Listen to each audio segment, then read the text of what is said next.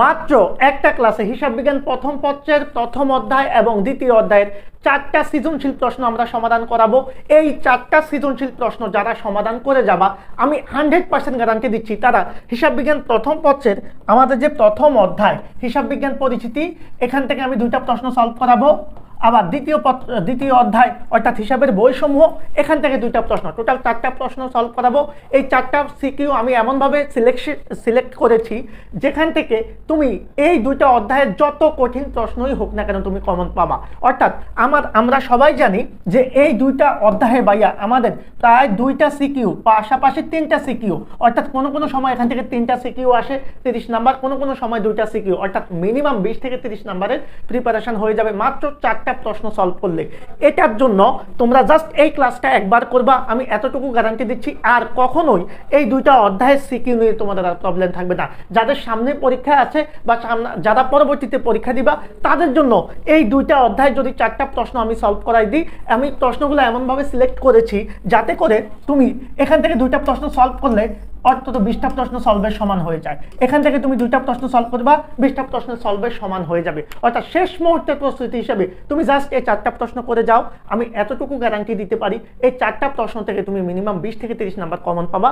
যাদের সিকিউ নিয়ে টেনশন বা সৃজনশীল প্রশ্ন এখন পর্যন্ত করো নাই তাদের জন্য এই বিষয়টা অনেক বেশি গুরুত্বপূর্ণ। সো আমরা চলে যাব আমাদের প্রথম যে বিষয়টা, প্রথম যে অধ্যায় সেটা হচ্ছে হিসাব বিজ্ঞান পরিচিতি। ওই হিসাব বিজ্ঞান পরিচিতির আমরা 2টা প্রশ্ন সলভ করব, বোর্ডের গুরুত্বপূর্ণ 2টা প্রশ্ন সলভ করব। প্রথম প্রশ্নটা আমরা একটু দেখি। দেখো ভাইয়ারা, প্রথম যে প্রশ্নটা এটা হচ্ছে বরিশাল বোর্ড 2025 সালের একটা প্রশ্ন। এই প্রশ্নটা আমাদের কি বলেছে, এই প্রশ্নে আমাদের যে 3টা অপশন আছে, একটা হচ্ছে আমাদের ব্যবসায়িক লেনদেন নয় এমন ঘটনাসমূহ চিহ্নিত করে মোট টাকার পরিমাণ। খ নাম্বার প্রশ্নটা এসেছে আমাদের মাস শেষে মালিকানা সত্ত্বের পরিমাণ, এবং গটাও এসেছে আমাদের হিসাব সমীকরণের প্রভাব বা বিবরণী ছক। সো এই 3টা প্রশ্নের উত্তর আমরা দিতে পারলে আমরা 10 নাম্বার পাবো। তো এই প্রশ্নটা আমাদের জন্য খুবই গুরুত্বপূর্ণ। সো এই প্রশ্নটা আমরা সলভ করব আজকে, পাশাপাশি আরেকটা প্রশ্ন আমরা সলভ করাবো। এখন আসো আমাদের প্রথম প্রশ্নটা কি ছিল ভাইয়া, যে আমাদের ব্যবসায়িক লেনদেন নয় এমন ঘটনাসমূহ চিহ্নিত করে পরিমাণ। তাহলে আমরা কি দেখব, এই যে আমাদের হিসাবের লেনদেনগুলো আছে এখান থেকে আমরা জাস্ট বেছে নিব যে আমাদের কোনগুলা লেনদেন নয়। আমি যদি প্রশ্নটা একটু পড়ি, আমরা জানি লেনদেন নয় কোনগুলা, যে সকল ঘটনা দ্বারা ব্যবসার আর্থিক অবস্থার কোনরূপ পরিবর্তন ঘটবে না সেগুলা লেনদেন নয়। যেমন আমি যদি কি করি, পণ্য ক্রয়ে চিন্তা ভাবনা করি বা সিদ্ধান্ত গ্রহণ করি, মাসিক বেতনে ম্যানেজার নিয়োগ দিই, অথবা পণ্য ক্রয় বা বিক্রয়ের জন্য ফরমাইশ গ্রহণ করি বা প্রদান করি, কোনো কিছুর জন্য চুক্তিবদ্ধ করি, কর্মচারী নিয়োগ দিই, যেগুলোর কারণে আমাদের আসলে ব্যবসার আর্থিক অবস্থার পরিবর্তন ঘটে না সেগুলো লেনদেন নয়। সো ক নাম্বার প্রশ্নের উত্তরের ক্ষেত্রে আমরা এখানে কি পাবো, আমরা জাস্ট একটু চিন্তা করি যে কোনগুলা লেনদেন নয়। এই যে আমাদের 2 তারিখের একটা লেনদেন বলছে যে কি 20,000 টাকা মাসিক বেতনে একজন ম্যানেজার নিয়োগ করলেন। ভাইয়া, একজন ম্যানেজার যদি আমরা মাসিক বেতনে নিয়োগ দিই, তার মানে আমরা জাস্ট তাকে নিয়োগ দিলাম, এখন পর্যন্ত তাকে বেতন দেই নাই। যেহেতু এখন পর্যন্ত তাকে বেতন প্রদান করি নাই, সো এটা কখনোই আমাদের লেনদেন হতে পারে না। এরপরে আমরা যদি একটু চিন্তা করি আমাদের আর কি লেনদেন আছে, একটু দেখো 15 তারিখের লেনদেনটা দেখো, প্রাইম ব্যাংক থেকে ব্যক্তিগত প্রয়োজনে ঋণ গ্রহণ। ভাইয়া, আমরা সবাই জানি যে এক মালিকানা ব্যবসায় মালিক এবং ব্যবসায় টোটাল আলাদা, ব্যবসা সত্তার ধারণা অনুসারে। সেক্ষেত্রে মালিক যদি ব্যক্তিগত তহবিল থেকে ব্যবসায় কিছু দেয় সেটাকে আমরা মূলধন বলি, আবার নিজের প্রয়োজনে ব্যবসা থেকে কোনো কিছু যদি নিয়ে যায় সেটাকে আমরা উত্তোলন বলি। কিন্তু দেখো এখানে যে কাজটা ঘটেছে, প্রাইম ব্যাংক একটা আলাদা ব্যাংক যেখান থেকে মালিক ব্যক্তিগত প্রয়োজনে ঋণ নিয়েছে। বলতো মালিক যদি প্রাইম ব্যাংক থেকে ঋণ নেয়, এটা কি ব্যবসায়ের কোনো আর্থিক অবস্থার পরিবর্তন ঘটবে? ঘটবে না, কারণ এটার সাথে ব্যবসায়ের কোনো রিলেশন নাই। সো এটাকে আমরা লেনদেন বলবো না, এটাও মালিকের একটা ব্যক্তিগত ঘটনা। সো আমরা এখানে 2টা লেনদেন পেলাম, 2 তারিখ এবং কত তারিখ, 15 তারিখ। তার মানে আমরা প্রথম যে প্রশ্নটা এটার অ্যান্সার প্রায় পেয়ে গেলাম। আমরা যদি একটু অ্যান্সারটা একটু খেয়াল করি, দেখো আমাদের এখানে প্রথম যে প্রশ্নটার উত্তর দেওয়া আছে এখানে একটু দেখবো আমরা যে এই যে 2 তারিখ মাসিক বেতনে একজন ম্যানেজার নিয়োগ করা হলো 20,000 টাকা, এবং জানুয়ারি 15 তারিখ প্রাইম ব্যাংক থেকে ব্যক্তিগত প্রয়োজনে ঋণ নিয়েছে 40,000, তাহলে টোটাল অ্যান্সার হবে 60,000। আমরা কি করব, তারিখ বিবরণ, বিস্তারিত টাকা এবং পরিমাণ টাকা, টাকার ঘর 2টা দিলেও হবে, তোমরা চাইলে একটাও দিতে পারবো। তাহলে ক নাম্বার প্রশ্ন আমরা পেয়ে গিয়েছি, অর্থাৎ ব্যবসায়িক লেনদেন নয় এমন ঘটনার পরিমাণ হচ্ছে এটা। এবার আসো আমরা একটু যদি চিন্তা করি আমাদের খ নাম্বার প্রশ্নটা কি বলেছে ভাইয়া। খ নাম্বার প্রশ্নটা দেখো, খ নাম্বার প্রশ্নটা বলেছে 2024 সালের জানুয়ারি মাসে শওকতের মালিকানা সত্ত্বের পরিমাণ। ভাইয়া আমরা সবাই একটা বিষয় জানি, মালিকানা সত্ত্ব কিভাবে বের করতে হয়। একটা ব্যবসা প্রতিষ্ঠানের টোটাল মালিকানা সত্ত্ব কিভাবে বের করতে হয় আমরা সবাই জানি। মালিকানা সত্ত্ব বা স্বত্বাধিকার, এটা হচ্ছে ব্যবসায়ের টোটাল প্রারম্ভিক মূলধন বা মূলধনের সাথে আমরা কি করব, ব্যবসায়ের আয়গুলা ভাইয়া যোগ করব এবং ব্যয় আর উত্তোলন কি করব, মাইনাস করব। মাইনাস করার পর শেষে যেটা পাবো সেটাকেই আমরা বলবো মালিকানা সত্ত্ব। কারণ আমরা হিসাব সূত্র শিখে এসেছি ওই সমান সি প্লাস আর মাইনাস ই মাইনাস ডি। এখানে সি মানে হচ্ছে ক্যাপিটাল মানে মূলধন, আর মানে রেভিনিউ মানে আয়, এই মানে এক্সপেন্ডিচার বা এক্সপেন্স মানে ব্যয়, ডি মানে ড্রয়িংস বা উত্তোলন। অর্থাৎ ব্যবসায়ের মূলধনের সাথে মালিক ব্যবসায় যা দিবে সেই মূলধনের সাথে ব্যবসার আয়গুলো যোগ করে ব্যয় এবং উত্তোলন মাইনাস করলে আমরা পাবো মালিকানা সত্ত্ব বা স্বত্বাধিকার। তো এখান থেকে আমরা একটা বিষয় এখন দেখবো, সেটা হচ্ছে এই যে খেয়াল করো আমাদের মালিকের স্বত্বাধিকার কত, এটা বের করতে গেলে আমাদের কি লাগবে, মাথায় রাখবা সম্পদ আর দায় ছাড়া, ব্যবসায়ের সম্পদ আর দায় ছাড়া বাকি যত উপাদান আছে সব উপাদান নিয়েই করবো আমরা মালিকানা সত্ত্ব। সো মালিকানা সত্ত্বে কি কি আসবে, আমি যদি একটু প্রথম থেকে একটু চিন্তা করি, আমাদের নগদ কত টাকা, 2 লক্ষ টাকা, এত টাকার অফিস সরঞ্জাম নিয়ে ব্যবসা শুরু করছে কে ভাইয়া, মালিক। তাহলে মালিক যদি ব্যবসা শুরু করে নগদ এবং অফিস সরঞ্জাম দিয়ে, তাহলে এটা যেহেতু মালিক শুরু করেছে তার মানে এটা হচ্ছে মালিকের মূলধন, 1 তারিখে দিয়েছে সেটাকে আমরা বলি প্রারম্ভিক মূলধন। তাহলে এখানে আমরা মূলধন পেলাম কত, মালিক নগদ টাকা দিয়েছে এবং অফিস সরঞ্জাম দিয়েছে। সো শুরুতে আমরা মালিকানা সত্ত্ব পাবো মূলধন, আমি জাস্ট এখানে সংক্ষেপে দেখাচ্ছি। মূলধন পাবো প্রারম্ভিক মূলধন 2 লাখ, আর কত অফিস সরঞ্জাম 1,50,000, 3,50,000 টাকা পাবো হচ্ছে মূলধন। এবার একটু থিঙ্কিং করো, এটার সাথে আমার ব্যবসায়ের ব্যয়গুলা মাইনাস হবে, আয় যোগ হবে। মাসিক বেতনে এত টাকা নিয়ে উঠিয়েছে ভাই, এটা তো কোনো লেনদেন না। বাকিতে আসবাবপত্র কিনলে ভাই আমার একদিকে আসবাবপত্র নামক সম্পদ বাড়বে, অন্যদিকে আমার কি হবে, তদেয় হিসাব বা আসবাবপত্র সরবরাহকারী হিসাব নামে একটা দায় বাড়বে। তার মানে এই লেনদেনের মধ্যে ভাইয়া একটা সম্পদ আছে, একটা দায় আছে। সো এটা কিন্তু আমাদের মালিকানা সত্ত্বে আসবে না, কারণ মালিকানা সত্ত্বের মধ্যে আসবে ভাইয়া কি, সম্পদ আর দায় ছাড়া বাকি সব। এরপরে দেখো সেবা দেওয়া হয়েছে 30,000 টাকা, তো সেবা দিয়েছে 30,000, এটা 40% বাকিতে। ভাই বাকিতে দেওয়া হোক অথবা নগদে দেওয়া হোক, সেবা প্রদান করলে আমাদের কি বাড়বে, আয় বাড়বে। তার মানে আমার এই যে সেবা দিলে আমরা আয় পাবো। সো এখানে এই যে সেবা আয়টা, সেবা আয় 40,000 টাকা, এটা কি হবে ভাইয়া, এই সেবা প্রদান করা হয়েছে 30,000 টাকা, এটা আমাদের কি হবে, যোগ হবে। কেন যোগ হবে, আমরা আগেই বলেছি যে আমাদের কি হবে, সি প্লাস আর মাইনাস ই মাইনাস ডি, অর্থাৎ মূলধনের সাথে আয় যোগ হবে। সো মূলধনের সাথে সেবা আয়টা যোগ করলাম। এরপরে দেখো 15 তারিখ যেটা বলছে প্রাইম ব্যাংক থেকে ব্যক্তিগত প্রয়োজনে ঋণ গ্রহণ, এটা তো লেনদেন না। আর 20 তারিখ বলছে বাকিতে ক্রয়কৃত আসবাবপত্র। ভাইয়া আমরা যে বাকিতে আসবাবপত্র ক্রয় করেছি সেটার মূল্য যদি পরিশোধ করি, যখন তুমি বাকিতে ক্রয় করেছো তখন কি হয়েছে একটু যদি থিঙ্কিং করো, তখন তোমার একদিকে সম্পদ বেড়েছে, অন্যদিকে দায় বেড়েছে। যখন তুমি এই টাকাটা পরিশোধ করবা ঠিক উল্টো হবে, একদিকে তোমার সম্পদ কমে যাবে, অন্যদিকে তোমার দায়ও কমে যাবে। সো এখানেও সম্পদ দায়, সো এটাও আমাদের এই লেনদেনে আসবে না।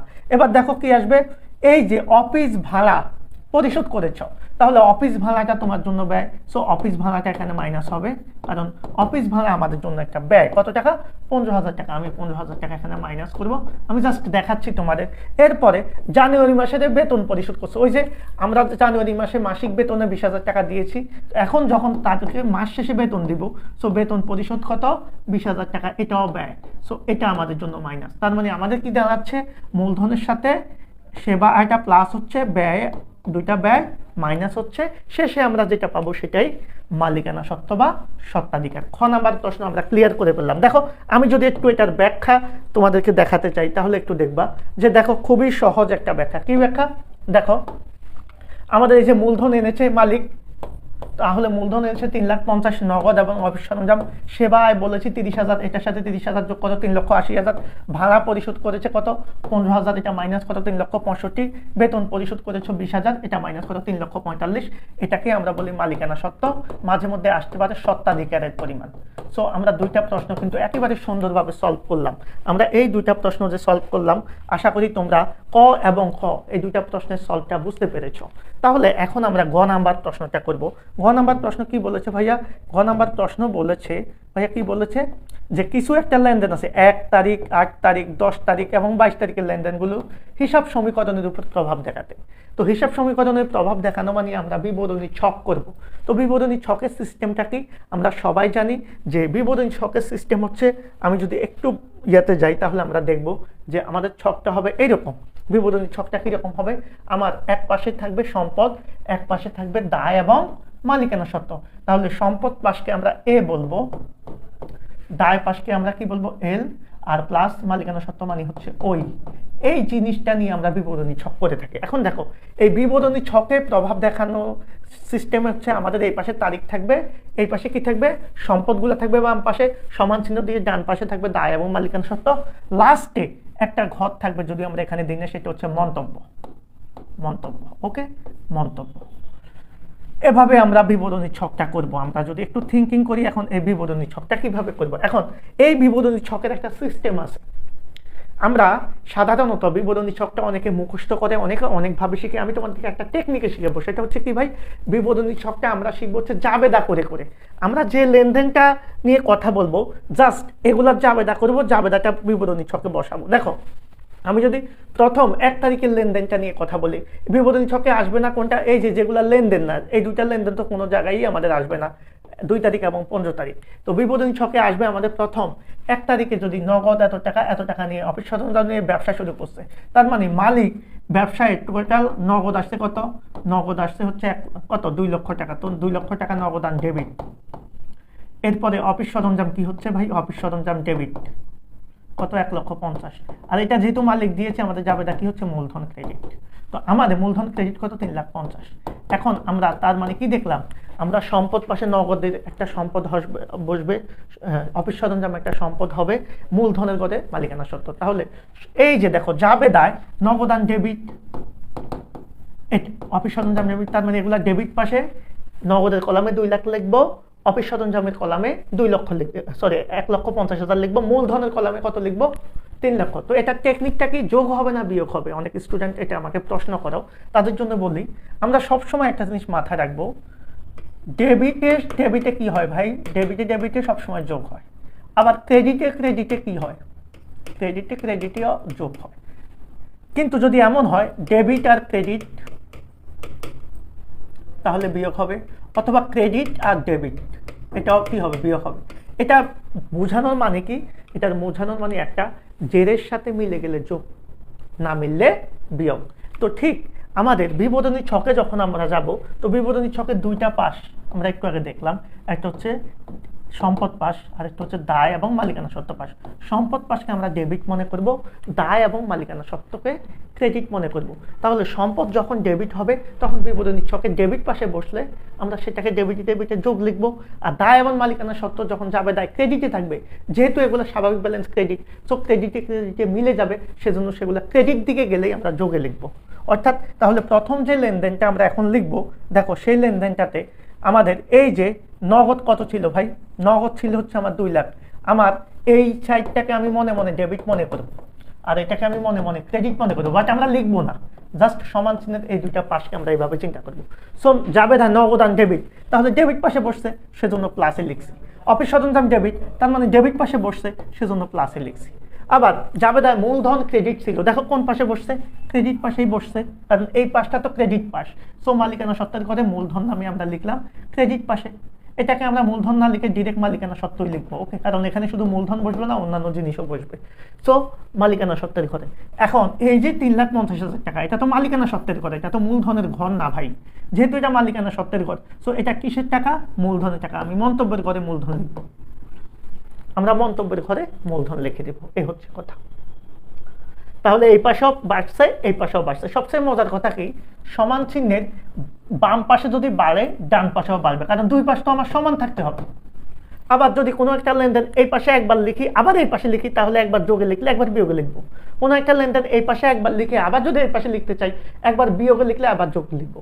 অর্থাৎ সমপাশে একই লেনদেন দুইবার বসলে একবার যোগ হবে একবার বিয়োগ হবে, আর বিপরীত পাশে বসলে এই পাশে যদি বাড়ে এই পাশে বাড়াবো, এই পাশে কমলে এই পাশেও কমাবো, এভাবে আমরা করব।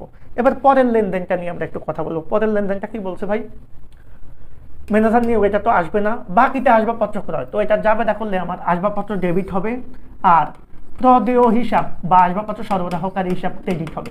তাহলে আসবাবপত্র আমাদের বিবরণী ছকে ডেবিট, ডেবিট পাশে আসবাবপত্র সম্পদের ঘরে একটা কলাম লিখবো, আর প্রদেয় হিসাব ক্রেডিট, এখানে ক্রেডিট পাশেই লিখবো প্রদেয় হিসাব নামে একটা কলাম। তার মানে দুই পাশে 20,000 টাকা করে কি হবে?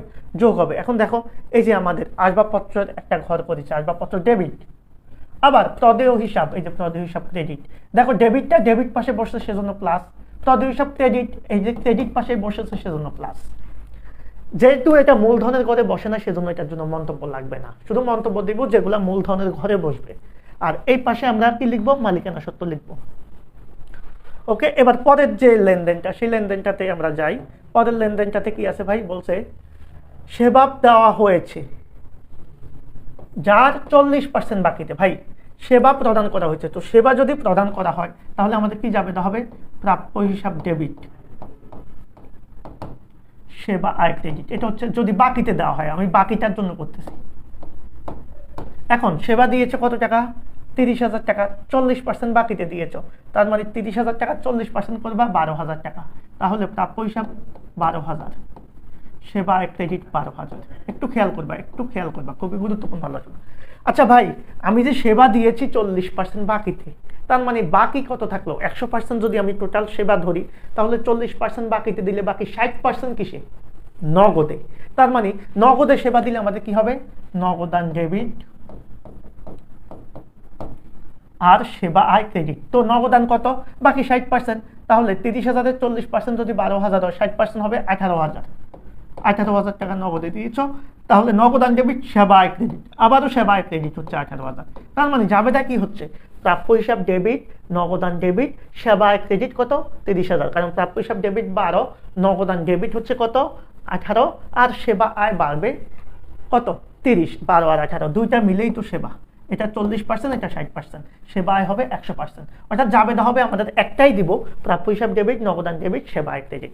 সো প্রাপ্য হিসাব ডেবিট বা ডেবিট পাশে তাহলে প্রাপ্য হিসাবের একটা সম্পদের ঘর হবে, নগদান ডেবিট নগদের ঘরে হবে, আর সেবা আয় ক্রেডিট, সেবা আয়ের জন্য কোনো ঘর নাই। তাহলে আমরা একটু আগে আলোচনা করেছি মালিকানা সত্ত্বের ঘরে 4টা জিনিস যায়। মালিকানা সত্ত্ব মানে কি ভাইয়া? আবারও দেখাচ্ছি, C+R-E-D। অর্থাৎ আমরা যখন মালিকানা সত্ত্ব করব তখন সম্পদ আর দায় ছাড়া বাকি সব কিছুই মালিকানা সত্ত্ব। তার মানে এই মালিকানা সত্ত্বের ঘরে কয়টা জিনিস আছে? সি মানে মূলধন যাচ্ছে, আর মানে আয় যাচ্ছে, তো সেবা আয় কোথায় যাবে? মালিকানা সত্ত্বের ঘরে। তবে সেটা কি হবে? যোগ, এই যে সেবা আয় যোগ, আর ব্যয় আর উত্তোলন হলে মালিকানা সত্ত্বের ঘরে কি হবে? মাইনাস হবে। সোজা হচ্ছে এটা। অর্থাৎ সম্পদ আর দায় ছাড়া বাকি সব জিনিস চলে যাবে মালিকানা সত্ত্বের ঘরে। সো এটার জাবেদাটা যদি আমরা একটু বিশ্লেষণ করি তাহলে আমরা কি দেখলাম? জাবেদায় প্রাপ্য হিসাব ডেবিট, তো প্রাপ্য হিসাব ডেবিটের পাশে প্রাপ্য হিসাবের একটা ঘর লিখবা 12,000, 40%।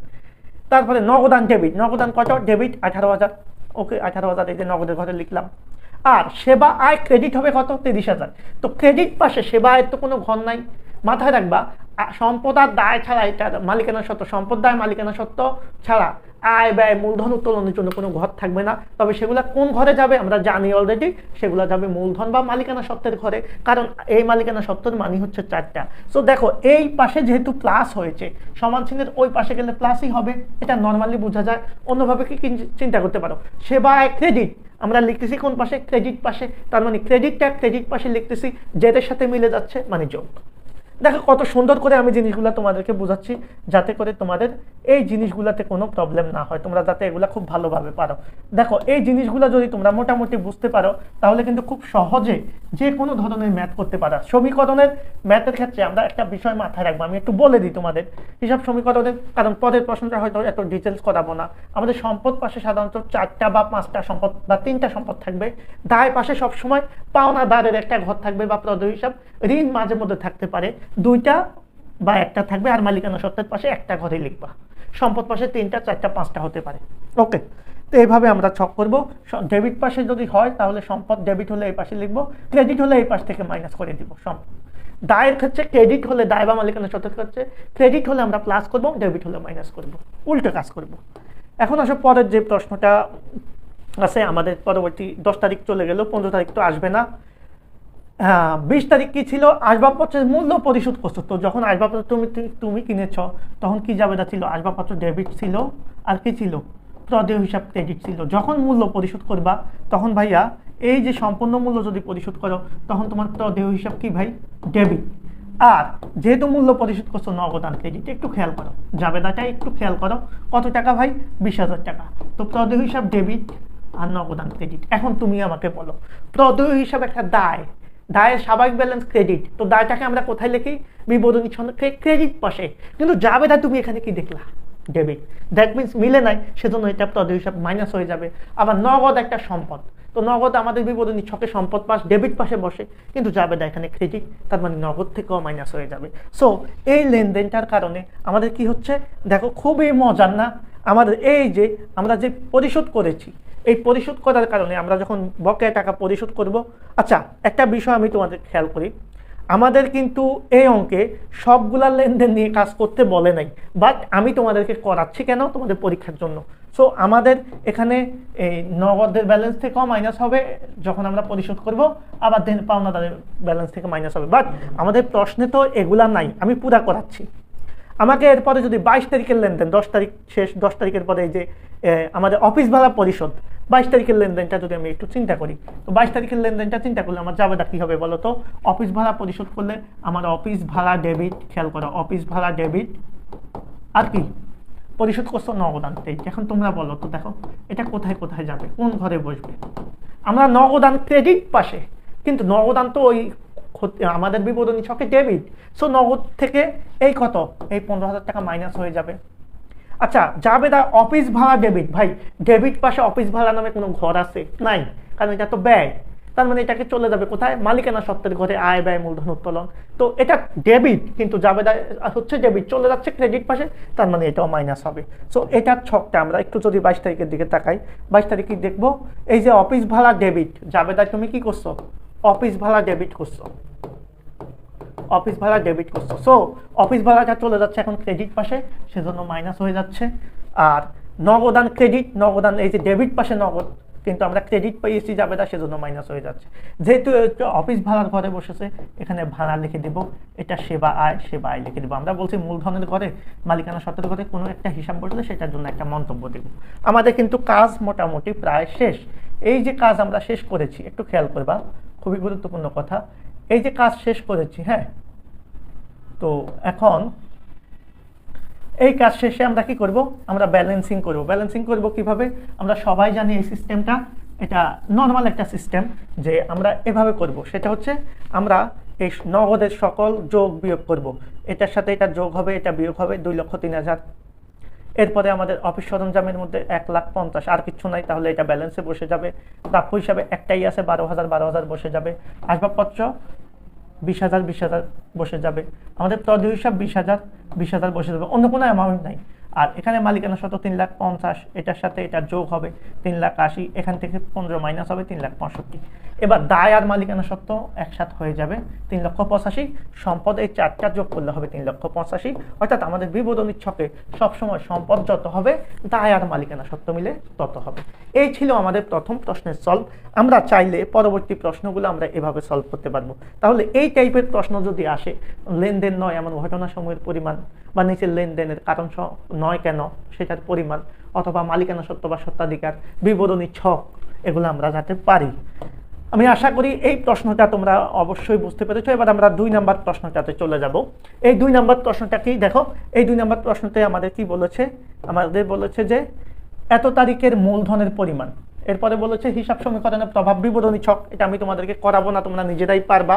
এরপরে হচ্ছে দিদারুল আলমের প্রারম্ভিক জাবেদা এবং আয় বিবরণী, খুবই গুরুত্বপূর্ণ। দেখো 1 তারিখের মূলধন মানে হচ্ছে মালিক শুরুতে যা যা নিয়ে ব্যবসা শুরু করে সেটা সমষ্টিকে আমরা প্রথম তারিখের মূলধন বলি।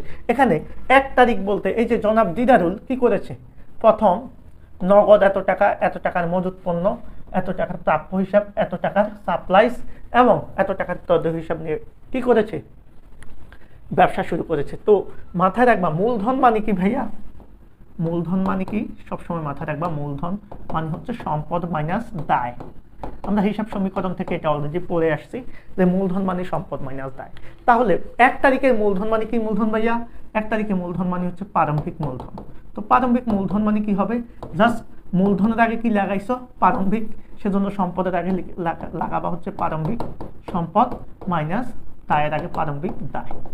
তো আমরা তো বছরের শুরুতে প্রারম্ভিক সম্পদ থেকে প্রারম্ভিক দায় মাইনাস করলে আমরা 1 তারিখের মূলধন বা প্রারম্ভিক মূলধন পাবো।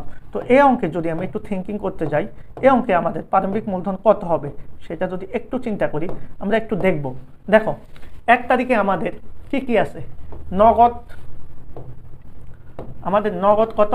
70,000, মজুত পণ্য 1,20,000, প্রাপ্য হিসাব কত? 60, সাপ্লাইজ 5,000। এই 4টা জিনিসই আমাদের সম্পদ, কারণ নগদ, মজুত পণ্য, প্রাপ্য হিসাব, সাপ্লাইজ, এই 4টা হচ্ছে আমাদের চলতি সম্পদ প্রতিষ্ঠানে। তাহলে টোটাল সম্পদ হয় কত?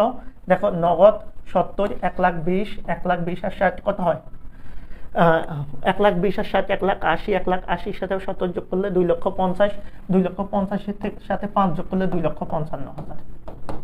এখান থেকে আমার দায় কত আছে? দায় আছে 40,000, 40,000 মাইনাস করে দাও।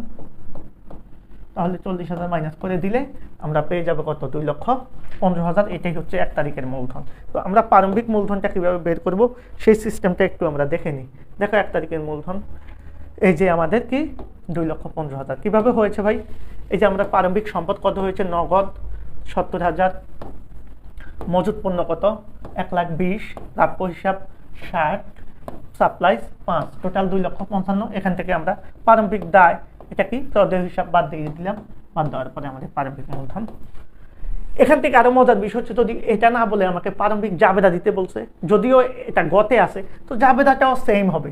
যেমন সম্পদগুলো আমরা জাবেদাতে ডেবিট করবো, অর্থাৎ আমার জাবেদা যদি দিতে বলতো তাহলে কি হতো? নগদান ডেবিট, মজুত পণ্য ডেবিট,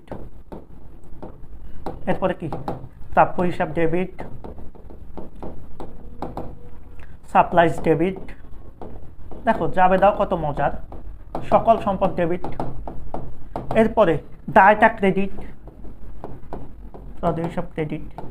তো সম্পদের এই যে টাকাটা তো এখানে আছে, টাকাগুলো এগুলা, আর দায়ের টাকা কত? 40,000, এটা ক্রেডিট। আর লাস্টে সম্পদ থেকে দায় মাইনাস করলে আমরা কি পাই? মূলধন। তো মূলধন ক্রেডিট 2,15,000, ডেবিট ক্রেডিট মিলে যাবে। এটা হচ্ছে প্রারম্ভিক জাবেদা। প্রারম্ভিক জাবেদা নিশ্চয়ই আমাদের গ নাম্বারে আছে, আমি জাস্ট এটাকে একটু দেখাই দিই তোমাদের সুবিধার্থে। গ নাম্বারে প্রারম্ভিক জাবেদাটা একটু দেখে নাও। এই যে নগদান ডেবিট, মজুত পণ্য ডেবিট, প্রাপ্য হিসাব ডেবিট, সাপ্লাইজ ডেবিট, প্রদেয় হিসাব ক্রেডিট আর মূলধন ক্রেডিট। এটাই হচ্ছে 1 তারিখের জাবেদা বা প্রারম্ভিক জাবেদা। সো আমরা ক নাম্বার এবং গ এর একটা অংশ আমরা দেখলাম যে কিভাবে আমাদের জাবেদাটা করতে হয়।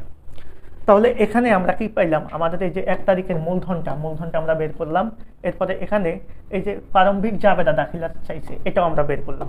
এখন এই দুইটা যেহেতু আমরা পেরেছি, আমরা এখন কি করব? আমরা এখন আলোচনা করব আমাদের খ নাম্বার বলছে লেনদেনগুলোর সাহায্যে হিসাব সমীকরণের প্রভাব দেখাও।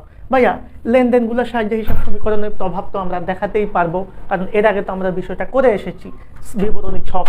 তাহলে এখন এখানে কিন্তু স্পেসিফিক তারিখ নাই, সবগুলার লেনদেনের প্রভাব দেখাতে বলছে। তাহলে আমরা সম্পদ পাইছি শুরুতে কয়টা? 4টা, নগদ, মজুত পণ্য, প্রাপ্য হিসাব, সাপ্লাইজ।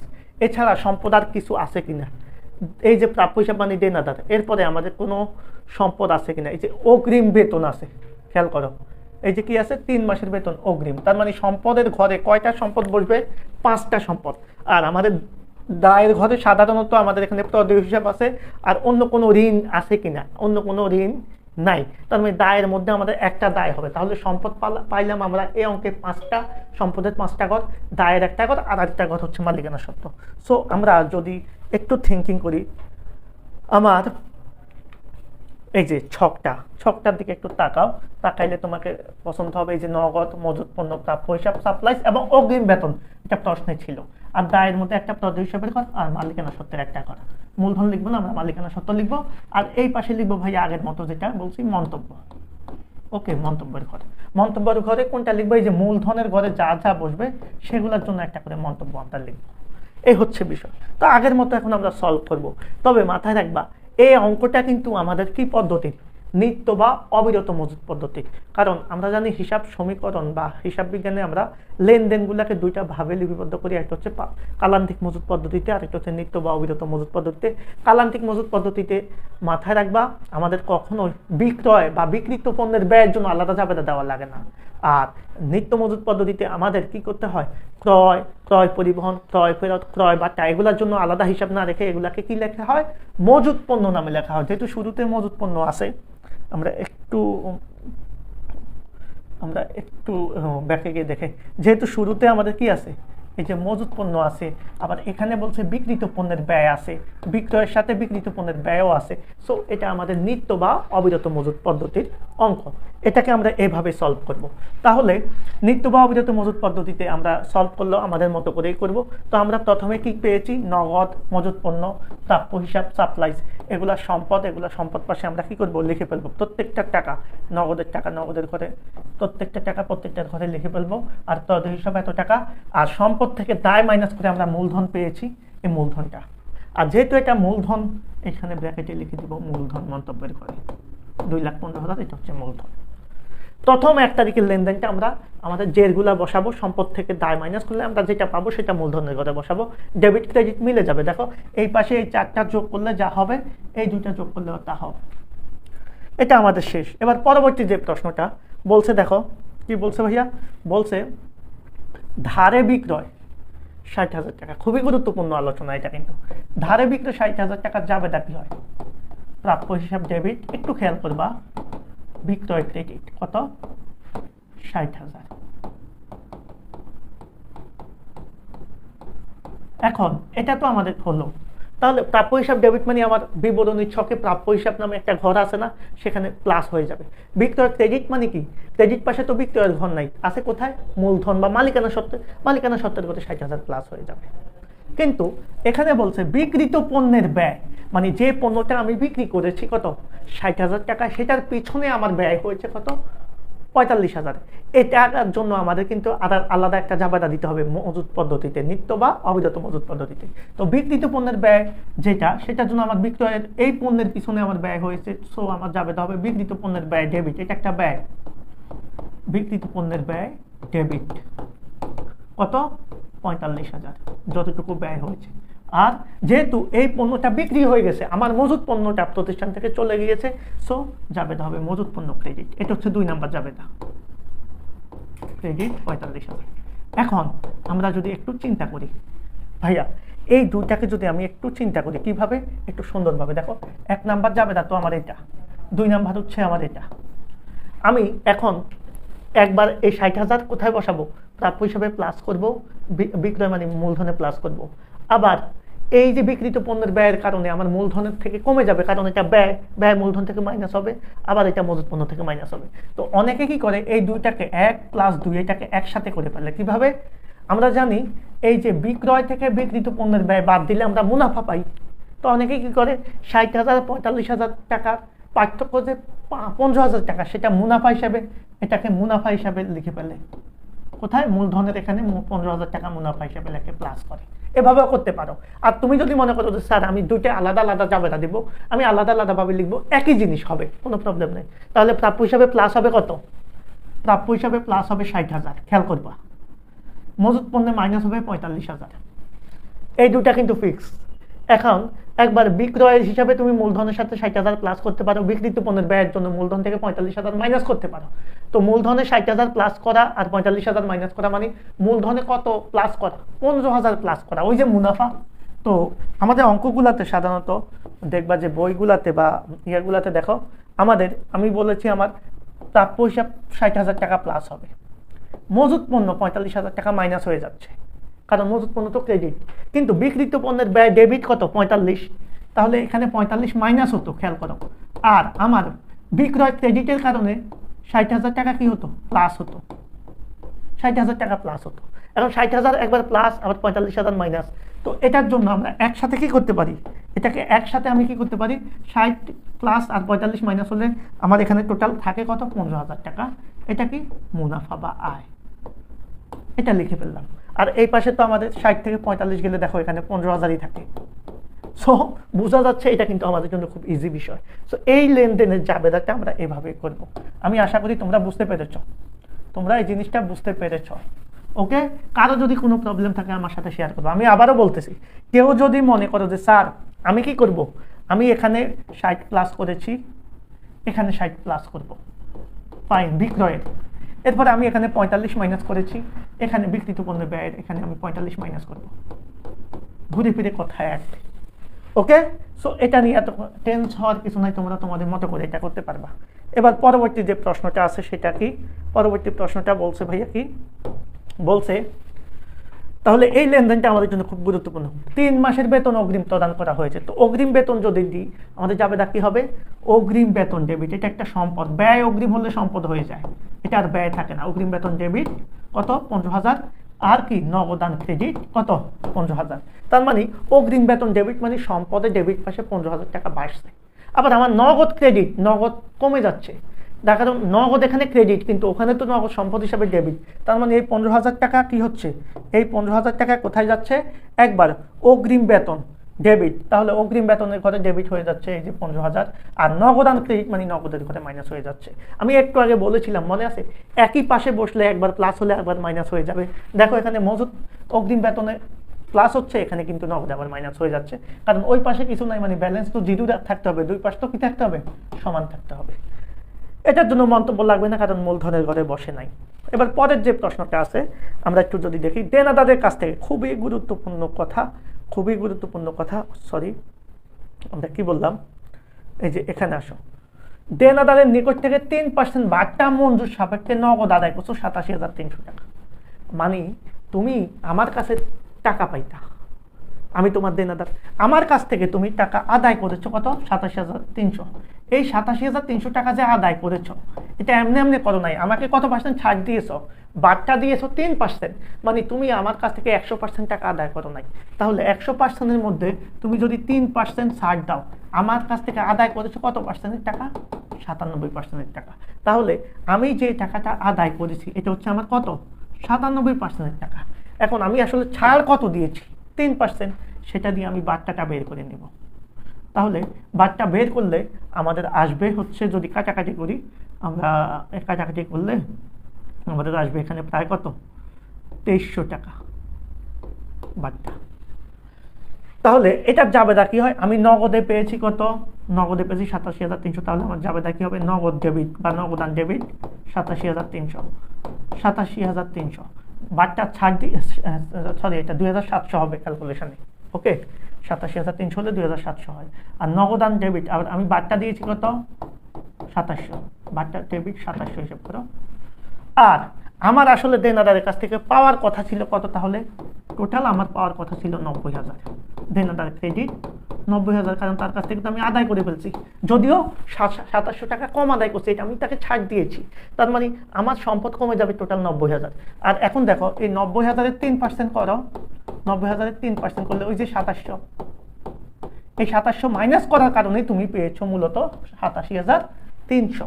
তার মানে আমার দেনাদার কিন্তু 90,000-ই ছিল। তো আমার দেনাদার কমবে কত? জাবেদায় নগদ নামক সম্পদ বাড়বে, তাহলে আমার নগদ পাশে 87,000 প্লাস হবে, দেনাদার কমে যাবে 90,000। আর এই যে বাট্টা ডেবিট মানে ব্যয় বাড়ছে, এটা কোথায় কমবে? মালিকানা সত্ত্বের বা মূলধনের থেকে এটা মাইনাস হয়ে যাবে। সো এই লেনদেনটা কোথায় যাবে? একবার নগদের সাথে যোগ হবে 87,300, দেনাদার থেকে কমবে 90,000, আর বাট্টার কারণে আমাদের মূলধন থেকে কমবে। তো তাহলে আমরা দেখি এই যে নগদের সাথে 87,300, আমার দেনাদার কমে যাচ্ছে 90,000, আর এই যে আমি ছাড় দিচ্ছি আমার ব্যয় হচ্ছে 2700, এটা কি ভাইয়া? ব্যয় মূলধনের ঘরে বসছে। এখন ক্যালকুলেশনটা মিলাও, 90,000 এখানে মাইনাস, 87,300 প্লাস, এখানে দেখবা এই দুটা ক্যালকুলেশন করলে 2700 টাকা দেখবা মাইনাস, আমার ওই পাশেও 2700 টাকা মাইনাস হয়। এভাবেই কিন্তু আমাদের অঙ্কটা আমাদের মিলাতে হয়। কথা বুঝতে পেরেছো কিনা? খুবই গুরুত্বপূর্ণ আমাদের। মোটামুটি একেবারে অঙ্কটা শেষের দিকে আমরা লাস্ট অঙ্কটা করব। লাস্ট বলছে 1 মাসের অগ্রিম বেতন সমন্বয়। ভাইয়া খুবই গুরুত্বপূর্ণ একটা অঙ্ক। 1 মাসের বেতন যদি আমি সমন্বয় করি, তার মানে আমি অগ্রিম বেতন দিয়েছি কত মাসের? 3 মাসের। ভাইয়া 3 মাসের বেতন দিয়েছো তুমি 15,000, 3 মাসের যদি 15,000 দাও, 1 মাসের কত? 5,000। এখন যখন তুমি বেতন অগ্রিম দিয়েছো, জাবেদা কি দিয়েছো? অগ্রিম বেতন ডেবিট, নগদান ক্রেডিট। এখন 1 মাসের বেতন যখন অতিক্রান্ত হয়ে গেছে তখন তোমার অগ্রিম বেতন কমে যাবে, তাহলে আগে অগ্রিম বেতন ডেবিট ছিল, এখন অগ্রিম বেতন ক্রেডিট। আর এই অগ্রিম বেতনটা কমে যাওয়া, সম্পদ কমে যাওয়া মানে সেটা খরচ হয়ে যাওয়া, তার মানে বেতন খরচ ডেবিট। তাহলে লাস্টের জাবেদাটা হবে বেতন খরচ ডেবিট, অগ্রিম বেতন ক্রেডিট কত টাকা? 5,000 টাকা। এটার জন্য আমরা কি করব, এই যে বেতন খরচ হয়ে যাচ্ছে, ব্যয় বাড়তেছে, তার মানে কি কমতেছে? মালিকানার সাথে কমতেছে। তার মানে বেতনের জন্য আমাদের মূলধন থেকে 5,000 মাইনাস হবে, আর অগ্রিম বেতন থেকে 5,000 টাকা মাইনাস হয়ে যাবে। সো এটার জন্য একবার আমাদের এই যে অগ্রিম বেতন 5,000 টাকা মাইনাস হয়ে যাচ্ছে, আবার ওই যে বেতন খরচের জন্য আমাদের কি হচ্ছে? মূলধন থেকে কমে যাচ্ছে টাকাটা। এই তো শেষ। এরপরে আমরা আগের মতো নগদান হিসাবের ব্যালেন্স নামানোর পরে যোগেরগুলা যোগ করবো, বিয়োগেরগুলা বাদ দিয়ে দিব। এত আসবে আমাদের, এটা থেকে এটা গেলে এত আসে, এগুলা যোগ করে এখানে যোগ, এই দুটা যোগ করে এটা বিয়োগ করব, এটা থেকে এটা গেলে এখানে এটা আসে। তদের হিসাবে আর কোনো এন্ট্রি নাই, মূলধনের সাথে এটা যোগ, এই দুটা বিয়োগ করলে এটা আসে। এবার আমরা কি করব, দায় এবং মূলধন যোগ করলে 2,62,300, সম্পদের যে 5টা যোগফল আছে, 5টা যোগফল করলে 2,62,300। ডান। আমরা এভাবেই কি করছি, হিসাব সমীকরণের কাজটা করেছি। বিবরণী ছক বা প্রভাব বিবরণী ছক বা হিসাব সমীকরণের প্রভাব, বা অনেক সময় বলতে পারে যে প্রমাণ করো যে এ সমান এল প্লাস ওই। ওকে, এবার গ নাম্বার প্রশ্নে আমরা প্রারম্ভিক জাবেদা কিন্তু করে ফেলছি, যে 1 তারিখে যা যা আসবে সেটা নিয়ে আমরা জাবেদা দিয়েছি। এবার জুলাই মাসের আয় বিবরণী বলছে। ভাইয়া আয় বিবরণী করতে গেলে আমরা কি করব, যেহেতু বিবরণী ছক পেয়ে গেছি, আমরা আয় বিবরণী ছক থেকেই করে ফেলতে পারবো। কিভাবে? আমি জাস্ট একটা টেকনিক দেখাই তোমাদেরকে, অনেক মজা লাগবে। আয় বিবরণী করতে গেলে আমাদের কিচ্ছু লাগবে না। আয় বিবরণীতে আমরা জাস্ট মালিকানা সত্ত্বের ঘরে চলে যাব। কোথায় যাব ভাইয়া? মালিকানা সত্ত্বের ঘরে। কারণ মালিকানা সত্ত্বের ঘরে গেলে একটা কাহিনী আছে, এটা আমাদেরকে অনেক বেশি হেল্প করবে। এই মালিকানা সত্ত্বের ঘরে আমাদের কি বসবে? আমরা জানি 4টা জিনিস বসে, মূলধন, তারপরে কি আয়, ব্যয়, উত্তোলন। তো মূলধন আর উত্তোলন বাদে আয় আর ব্যয় কোথায় পাবো আমরা? মালিকানা সত্ত্বের ঘরে। সো এটা কি? এটা তো মূলধন, এটা যাবে না। এটা কি? আয়। আয় হচ্ছে 15,000। এরপরে ব্যয় কত? 2700, 5,000। তাহলে আয় থেকে ব্যয় মাইনাস করলে আমরা আয় বিবরণী পাবো। তার মানে আয় বিবরণীতে এখানে কি আসবে? জাস্ট এই যে আমাদের সেবা আয় কত, আমাদের এখানে 15,000 আয় আসবে, আর এখানে 2700 আর 5,000 ব্যয় আসবে। আয় বিবরণী খুব সিম্পলি আমরা করে ফেলতে পারবো। আর ব্যয়ের মধ্যে আরেকটা ব্যয় আছে, সেটা কি ভাইয়া? ওই যে বারটা তো আমরা এখানে দেখাইছি না? এই যে বারটা কত? 2700 টাকা দেখাইছি। আর কি ব্যয় আছে এখানে? অন্য কোনো ব্যয় আছে কিনা? এখানে অন্য কোনো ব্যয় আমাদের নাই। খুবই সিম্পলিভাবে আমরা এটা করে ফেলতে পারবো। দেখো, আমরা যদি আয় বিবরণীর দিকে যাই, তো আয় বিবরণীর দিকে গেলে আমরা কি দেখব? একটু তাকাও, আমাদের আয় বিবরণীতে আমরা একটু দেখি, আয় থেকে ব্যয় মাইনাস করব। এখন এখানে বিষয় হচ্ছে আমাদের এই যে একটু যদি চিন্তা করি, একটু দেখো, আমাদের আয়ের মধ্যে আমাদের বিক্রয় আছে। বিক্রয় কত? 60,000। বিক্রয় থেকে বিক্রিত পণ্যের ব্যয় মাইনাস করলাম, তাহলে আমাদের এই যে আয় পাইছি কত মনে আছে? ওই যে 15,000, যেটা আমরা ওই যে বিবরণী ছকের লাস্টে দেখিয়েছি। আর এখান থেকে পরিচালনা ব্যয় কি বাদ দিয়েছি? পরিচালনা ব্যয়ের মধ্যে আমরা বাদ দিয়েছি কি? বেতন, তারপরে কি? বার্তা, প্রদত্ত বার্তা। প্রারম্ভিক মূলধন কেন আসবে? এটা ভুল আসছে লেখা। তাহলে বেতন আর বার্তা, এই দুইটা ব্যয় বাদ দিয়েছি। কত? একটা 5,000, একটা 2700, 7,700। এই যে যেটা বাদ দিয়েছি সেটাই নিটলাম, বা নিট আয় বা নিট মুনাফা। জাস্ট আমরা কি করব? আয় থেকে ব্যয় মাইনাস করলে আমরা আয় বিবরণী পাবো। এ হচ্ছে আমাদের আয় বিবরণী সিস্টেম। এর আগে যেটা ছিল সেটা হচ্ছে প্রারম্ভিক জাবেদা দাখিল। আমরা বলেছি সকল সম্পদ ডেবিট, দায় ক্রেডিট করে সম্পদ আর দায়ের পার্থক্যটাকে কি লিখবো? মূলধন হিসাবে। এই হচ্ছে আমাদের আরেকটা প্রশ্ন সলভ। তাহলে আমরা কয়টা প্রশ্ন করলাম? আমরা 2টা প্রশ্ন করলাম। দিনাজপুর বোর্ড 2025 সালের প্রশ্ন করলাম, এর আগেরটা করলাম। এই 2টা প্রশ্ন আমি এমনভাবে সলভ করেছি, এই অধ্যায় থেকে আশা করি মোটামুটি এই 2টা প্রশ্ন আসলে আর কোনো প্রবলেম তোমাদের থাকবে না। আমি আশা করি সবাই এটা মনে থাকবে তোমাদের। এবার আমরা প্রথম পত্রের যেহেতু প্রথম অধ্যায় যেহেতু 2টা প্রশ্ন শেষ করে ফেলেছি, এখন আমরা দ্বিতীয় অধ্যায়। এই দ্বিতীয় অধ্যায়ে ভাই আমি 2টা প্রশ্ন সলভ করাবো। এই 2টা প্রশ্ন করলে আগের মতো, দেখো আগের যে 2টা প্রশ্ন ছিল সেই 2টা প্রশ্ন কিন্তু এত বড় ছিল না। লাস্টের প্রশ্নটা কিন্তু দেখতে শুনতে অনেক ছোট ছিল, বাট এই প্রশ্ন কিন্তু অনেক ঝামেলা ছিল। আমরা যেটা সলভ করেছি, আমি আশা করি প্রথম অধ্যায়ের ওই 2টা প্রশ্ন তোমরা সলভ করে যাও ইনশাল্লাহ। এতটুকু গ্যারান্টি দিতে পারি, আমার প্রায় 16 বছরের অভিজ্ঞতা, তোমরা কমন পাবা। এবার আসো দ্বিতীয় অধ্যায়ে আমরা প্রথম যে প্রশ্নটা নিয়ে কথা বলবো সেটা হচ্ছে যশোর বোর্ড 2025 সালের প্রশ্নটা। দেখো, প্রশ্নটা আমাদের জন্য খুব গুরুত্বপূর্ণ এজন্যই কারণ এখানে আমাদের ক নাম্বারে আমাদের কি বলেছে? ক ক নাম্বারে আমাদের বলেছে হচ্ছে ভাইয়া কারবারি বাট্টার পরিমাণ, খতে বলেছে নগদ প্রাপ্তি, গতে বলেছে 3 ঘরা নগদান বই। আমরা জানি এই অধ্যায় থেকে আমাদের জাবেদা বা নগদান বইয়ের মধ্যে 3 ঘরা অথবা খুচরা নগদান বইটা আসে, আর নগদ প্রাপ্তি জাবেদা বা নগদ প্রদান জাবেদাটা আসে, কারবারি বাট্টা বা নগদ বাট্টার পরিমাণটা জানতে চায়। তো আমি প্রশ্নগুলো ওইভাবেই নিয়েছি। তো প্রথম যদি আমি একটু আলোচনা করি কারবারি বাট্টা, ভাইয়া কারবারি বাট্টা জিনিসটা কি? কারবারি বাট্টা বা ব্যবসায়িক বাট্টা বলা হচ্ছে সাধারণত ক্রয় এবং বিক্রয়ের সাথে যদি কোনো বাট্টা থাকে সেটাই হচ্ছে কারবারি বাট্টা। তো আমরা দেখি এই প্রশ্নে আমাদের ক্রয় কত আছে, এই যে বিক্রয়ের সাথে যে বাট্টাটা থাকবে সেটা কারবারি বাট্টা। আবার একটু খেয়াল করবা যে আমরা যদি একটু চিন্তা করি, এই যে ক্রয় নগদে ক্রয় করছে এটার সাথে একটা বাট্টা আছে, এটাও কারবারি বাট্টা। তার মানে আমরা সবসময় মাথায় রাখবো বাট্টা 2 প্রকার, বাট্টা মূলত 2 প্রকার। একটা হচ্ছে কি বাট্টা? কারবারি বাট্টা, যেটা এখন একটু আগে কথা বললাম কারবারি, আরেকটা হচ্ছে নগদ বাট্টা। এই দুইটা চেনার উপায় কি ভাই?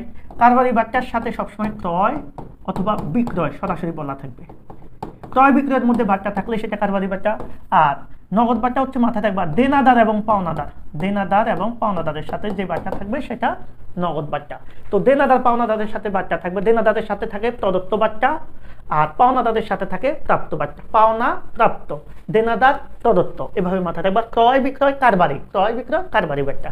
আর মাথায় রাখিও কারবারি বাট্টাকে কখনোই আমাদের হিসাবে লেখা যায় না, কারণ কারবারি বাট্টা মানে হচ্ছে পণ্যের তালিকা মূল্য থেকে যে বাট্টাটা দেওয়া হয়। অর্থাৎ ধরো তুমি একটা পণ্য কিনতে গিয়েছো, নীলক্ষেতে গিয়েছো একটা বইয়ের জন্য, বইয়ের দাম হচ্ছে ধরো 500। এখন তারা তোমাকে 10% কি দিয়েছে? ছাড় দিয়েছে। বইয়ের দাম 500 থেকে 10% কম নিয়েছে, তাহলে বইয়ের ক্রয় মূল্য তোমার কত? 450। তুমি কি 500 টাকা হিসাব করবা? বা তারা যে 500 টাকা কম নিয়েছে তারা কি হিসাব করবে না, কারণ ক্রয় বিক্রয়ের তালিকা মূল্য থেকে এটা বাদ দেওয়া হয় আগেই। সো এটা হচ্ছে আমাদের কারবারি বাট্টার প্রধান বেসিক। এখন আসো, আমাকে বলছে কারবারি বাট্টার পরিমাণ কত, তাহলে এখানে এই যে নগদে বিক্রয়ের সাথে 5% বাট্টা আছে, তাহলে 30,000 টাকার 5% বাদ দিয়ে দিবা বা বের করবা। তাহলে 30,000 টাকার 5% কত ভাই? 30,000 টাকার 10% যদি 3,000 হয়, 5% হচ্ছে 1500। এরপরে আসো আর কোথায় বাট্টা আছে? এই যে 15 তারিখ 60,000 টাকা মূল্যের 10% বাট্টা রহিমের নিকট হতে ক্রয় করছে। এই যে ক্রয় আছে কত? 10%। কত টাকার মাল? 60,000 টাকার মাল। তাহলে 60,000 টাকা ইন্টু 10%, তো 10% হলো 60,000 10% 6,000।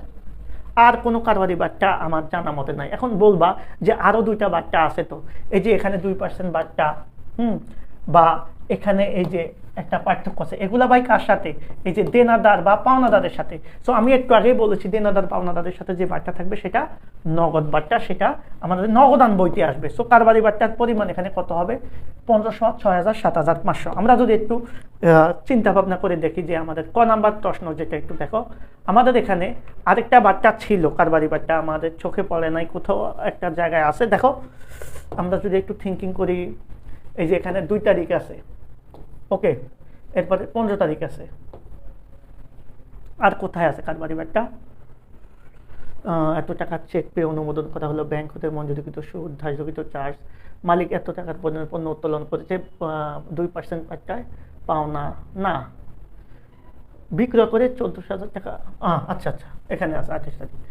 সাকিবের কাছ থেকে সাব্বির, এটা তো এই যে এখানে বাট্টা, এটা হচ্ছে নগদ বাট্টা। সাব্বিরের কাছে পণ্য বিক্রয় করছো 14,500 টাকা, একখানি চেক পাওয়া গেল।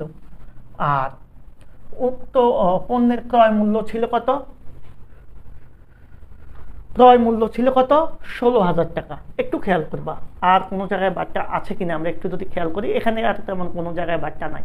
এখন সাব্বিরের কাছ থেকে তুমি পণ্য বিক্রয় করছো কত টাকার? 14,500 টাকার, কিন্তু ওই পণ্যের চেক পাইছো 14,500 টাকার, কিন্তু পণ্যের ক্রয় মূল্য ছিল কত? 16,000। তো এই যে 16,000 টাকার পণ্যের ক্রয় মূল্য ছিল, এখন তার কাছ থেকে পাইছো তুমি কত টাকা? 14,500 টাকা।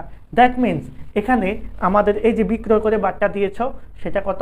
1500 টাকা। তাহলে আমরা যদি একটু থিঙ্কিং করি, আমাদের এখানে কারবারি বাট্টা হচ্ছে 2 তারিখ, 15 তারিখ, 18 তারিখ। সেটা কি?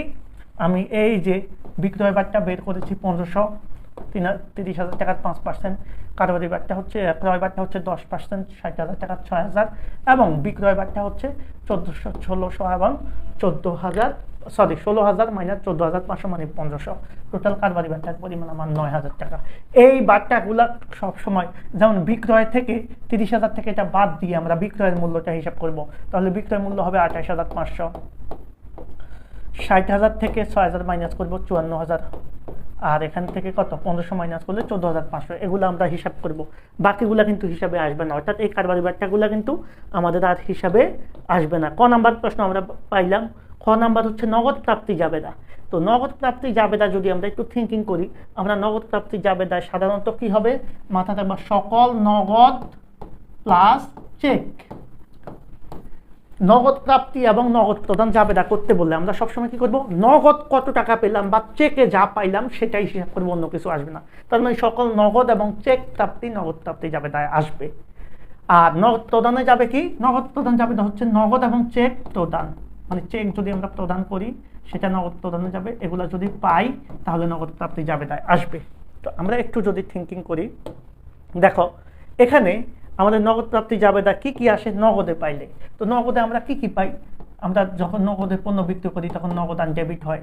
আমরা যদি দেনাদারের কাছ থেকে আদায় করি তখন কি হয়, নগদান ডেবিট হয়, দেনাদার ক্রেডিট হয়।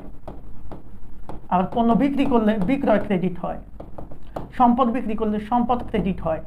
এরপর যদি আমরা দেনাদারের কাছ থেকে আদায় করার সময় বার্তা দিই তখন আমাদের কি হয়, বার্তা ডেবিট হয়, দেনাদার ক্রেডিট হয়।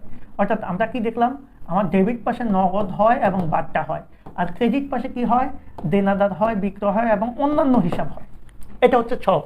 তাহলে নগদ প্রাপ্তি জাবেদায় আমাদের ছক হবে মূলত 5টা। আর যদি সেটা আমরা নিত্য পদ্ধতিতে করি তখন আবার বিক্রিত পণ্যের ব্যয়ের জন্য আমাদের আবার আলাদা একটা ঘর করতে হবে। তো আমরা একটু দেখবো যে নগদ প্রাপ্তি জাবেদায় যদি আমরা ছক করি, স্বাভাবিকভাবে আমাদের কি হচ্ছে, দেখো একটু যদি থিঙ্কিং করি, আমাদের হচ্ছে যেহেতু এটা নগদ প্রাপ্তি জাবেদা, তো নগদ প্রাপ্তি জাবেদা নগদান কি বলতো, ডেবিট, সবসময় ডেবিট, বার্তা ডেবিট। তাহলে নগদান ডেবিট, বার্তা ডেবিট, এই দুটা জিনিস ডেবিট হবে। আর আমরা বলছি পণ্য বিক্রয় করবো, তো বিক্রয় করলে আয় হয় বিক্রয় ক্রেডিট, দেনাদার ক্রেডিট এবং অন্যান্য হিসাবগুলো ক্রেডিট। এই 5টা ছক আমাদের সাধারণত নগদ প্রাপ্তি জাবেদা সাধারণ ছক হচ্ছে এটা। ওকে, তাহলে আমাদের যেহেতু নগদ প্রাপ্তি জাবেদা নগদান ডেবিট হচ্ছে, তার মানে বিবরণে তার বিপরীত দাখিলাটা লিখতে হবে ক্রেডিট হিসাব খাত। তার মানে আমাদের ছক হবে তারিখ, বিবরণ, সূত্র, নগদান ডেবিট, বার্তা ডেবিট, বিক্রয় ডেবিট, দেনাদার ক্রেডিট, অন্যান্য হিসাব ক্রেডিট। এই হচ্ছে নগদ প্রাপ্তির ছক। এটার বিপরীতটা হচ্ছে নগদ প্রদান। নগদ প্রদানে হবে কি, তারিখ, ডেবিট হিসাব খাত, সূত্র। এই যে এখানে যে দুটা ডেবিট সেই দুটা চলে যাবে ক্রেডিট, নগদান এবং বার্তা চলে যাবে ক্রেডিট। আর এই 3টা চলে আসবে তখন ডেবিটে, বিক্রয়ের জায়গায় হবে ক্রয়, দেনাদারের জায়গায় পাওনাদার, অন্যান্য হিসাব। এটা হচ্ছে নগদ প্রদান। তো আমরা সেই দিকে যাচ্ছি না, আমি নগদ প্রাপ্তি করাবো, তোমরা নগদ প্রদান এমনিতেই পারবা, সেম এটার বিপরীত। এখন দেখো, যেহেতু নগদ প্রাপ্তি জাবেদা হয়েছে, এখানে যদি আমরা নিত্য পদ্ধতিতে করতে যাই জাস্ট কিচ্ছু হবে না, আমাদের কি হবে, ওই বিক্রিত পণ্যের ব্যয় ডেবিট, মজুত পণ্য ক্রেডিট। কারণ আমরা যখন পণ্যটা বিক্রি করব, হ্যাঁ, তখন আমাদের ওই যে একটা বিক্রিত পণ্যের ব্যয় দেওয়া থাকবে সেটাকে ডেবিট করবো, মজুত পণ্যটাকে ক্রেডিট করব। যদি আমরা পণ্য বিক্রি করি সেটা নগদে করা হোক আর যাই হোক, যেহেতু নগদ প্রাপ্তি জাবেদা এখানে নগদেই হবে। সো এই ছকটা তখন এক্সট্রা আসবে, কি পদ্ধতি, নিত্য পদ্ধতি। কিন্তু যদি কোনো পদ্ধতির কথা বলা না থাকে বা কালান্তিক মজুত পদ্ধতি বলে তখন এই ছকটা আমাদের লাগবে না, আমাদের মেইন ছক হচ্ছে এটা। এখন এই অঙ্কে না বললেও তারা করেছে, তুমি চাইলে নাও করতে পারো এটা, তুমি এখানে কি সাধারণ কালান্তিক পদ্ধতিতে করতে পারো। এখন আসো, আমরা তো এই জিনিসটা বুঝতে পেরেছি অন্তত যে কিভাবে আমরা করব। এখন আসো আমি একটা বিষয় এখানে তোমাদেরকে ক্লিয়ার করি, আমাদের নগদ প্রাপ্তি জাবেদা কি কি আসবে। শুধু যেটা জাবেদা করার পর, টেকনিক মাথায় রাখবো, যে লেনদেনের জাবেদা করার পর নগদান বা ব্যাংক ডেবিট হবে সেটা। দেখো আমরা যদি 1 তারিখে চিন্তা করি, এত টাকা নগদ, এত টাকার ব্যাংক জমা নিয়ে ব্যবসা শুরু করছে, তখন আমরা জাবেদা কি দিই, নগদান ডেবিট, ব্যাংক জমা ডেবিট, মূলধন ক্রেডিট। তার মানে নগদও ডেবিট হচ্ছে, ব্যাংক জমা ডেবিট হচ্ছে। তার মানে এই নগদ আর ব্যাংক, নগদ প্রাপ্তি জাবেদা 1, তাহলে নগদ 25,000, ব্যাংক জমাটাও এখানে নগদ ধরতে হবে, কারণ ব্যাংক চেক এবং নগদকে আমরা নগদই ধরবো। তাহলে টোটাল নগদ ডেবিট হচ্ছে কত, 25 আর 40 65, তাহলে 65,000 ডেবিট আর মূলধন ক্রেডিট। তো প্রথম লেনদেনে আমরা কোথায় লিখবো, এই যে নগদান ডেবিট কত, 65,000, জাবেদা নগদান ডেবিট, ওই যে ব্যাংকটাও নগদ, আর মূলধন ক্রেডিট, ভাই ক্রেডিট পাশে আছে 2টা ঘর, বিক্রয় এবং দেনাদার। তার মানে এছাড়া বাকি যত ক্রেডিট সবগুলো অন্যান্য হিসাবে, তাহলে এখানে লিখবো মূলধন। আর বিবরণে কি লিখবো? মূলধন হিসাব। কারণ আমরা ওই যে জাবেদা যখন করেছি তখন আমরা কি দেখলাম, নগদ ডেবিট মূলধন ক্রেডিট, ব্যাংকের টাকাটাও নগদের ঘরে চলে যাবে, নগদ ডেবিট ব্যাংক ডেবিট মূলধন ক্রেডিট। তো মূলধনের ঘরে কত বসবে? 65,000 টাকা বসবে। 2 তারিখের লেনদেন 30,000 টাকার 5% বার্তায় নগদে বিক্রয়। 30,000 টাকার জন্য 5% বার্তায় যদি তুমি বিক্রি করো, তাহলে এটা কি বার্তা? কারবারি বার্তা। তো কারবারি বার্তা তো আমাদের প্রতিষ্ঠানে থাকবে না, তাহলে 30,000 টাকার 5% কত? 30,000 টাকার 5% 1500, এটা বাদ দিয়ে দাও 30,000 থেকে, তাহলে আমি বিক্রি করছি টোটাল কত? 28,500। তো এটার জন্য জাবেদা কি হয়? যদি আমি নগদে বিক্রি করি, নগদান ডেবিট বিক্রয় ক্রেডিট, তো জাবেদা নগদান ডেবিট বিক্রয় ক্রেডিট 28,500। দেখো এই যে নগদান ডেবিট বিক্রয় ক্রেডিট 28,500, ওই 500 টাকা 1500 টাকা বার্তা কিন্তু আসবে না। আর বিপরীত দেখে ক্রেডিটে কি ছিল? বিক্রয়, সে ক্রেডিট হিসাব কার্ডটা আমরা এখানে লিখে ফেলবো। খুবই মজার না? খুবই মজা করে কিন্তু এই অঙ্কগুলো করা যায়, অনেক সহজ অঙ্ক। ওকে, এবার আমরা পরবর্তী প্রশ্নটা একটু দেখব। পরবর্তী প্রশ্নে কি বলেছে দেখো, পরবর্তী প্রশ্নে বলেছে যে এই যে দেখো ভাই, এখানে বলছে নগদে ক্রয়। ভাইয়া নগদে ক্রয় করলে আমার নগদ কি আসবে না যাবে? যাবে। তাহলে নগদ চলে গেলে আমাদের এখানে আসবে না, মানে নগদ প্রাপ্তি যাবে তাই আসবে, শুধু আমাদের নগদান ডেবিট হলে যাবে তাই, অন্য কোনো লেনদেন আসবে না ভাই। সো এটা আসবে না। কই? এই যে এই 15 তারিখে এটা আসবে না। এরপরে দেখো 18 তারিখ কি বলছে, সাব্বিরের কাছ থেকে পণ্য বিক্রি করে 14,000 টাকার একটা চেক পাইছো। ওকে, তাহলে পণ্য বিক্রি করে চেক পাইছো। তো বিক্রি করে আমরা যদি চেক পাই তাহলে কি হয় বলো? আমরা তো সবাই জানি পণ্য বিক্রি করে যদি আমরা চেক পাই তাহলে নগদান ডেবিট বা ব্যাংক ডেবিট আর বিক্রয় ক্রেডিট। তাহলে এই যে 18 তারিখ কত পাইছি? 14,500। আমি জাস্ট কি লিখলাম, 18 তারিখ যাও, এখানে কত লিখলাম? 14,500। এই যে 14,500 ডেবিট বিক্রয় ক্রেডিট। ওকে, বিক্রয় হিসাব নামে। এখানে একটা প্রশ্ন আসতে পারে অনেকের যে স্যার সাব্বিরের নাম আসলো কেন না? কেন ভাই, বিক্রি করেছ আর নগদও পেয়ে গেছো।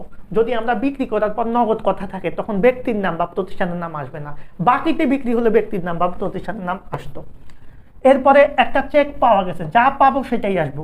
মাহমুদার নিকট থেকে 20,000 টাকা পাওনার, মাহমুদার কাছ থেকে পাওয়ার কথা তোমার 20,000 টাকা, কিন্তু তুমি 20,000 টাকা না পেয়ে 2% বার্তা একটা চেক পাইছো। তাহলে 20,000 টাকার 2% কত? 20,000 টাকার 2% ভাইয়া কত? আমরা জানি 20,000 টাকার 1% হচ্ছে কত? 200, 20% হচ্ছে 2% হচ্ছে 400 টাকা, মানে 400 টাকা কম পাইছো। তার মানে তুমি কত টাকা পাইছো চেক? 20,000 টাকা থেকে যদি 400 টাকা তাকে ছাড় দাও, 2% বার্তায় বলছে, সো তুমি পাইছো 19,600 টাকা।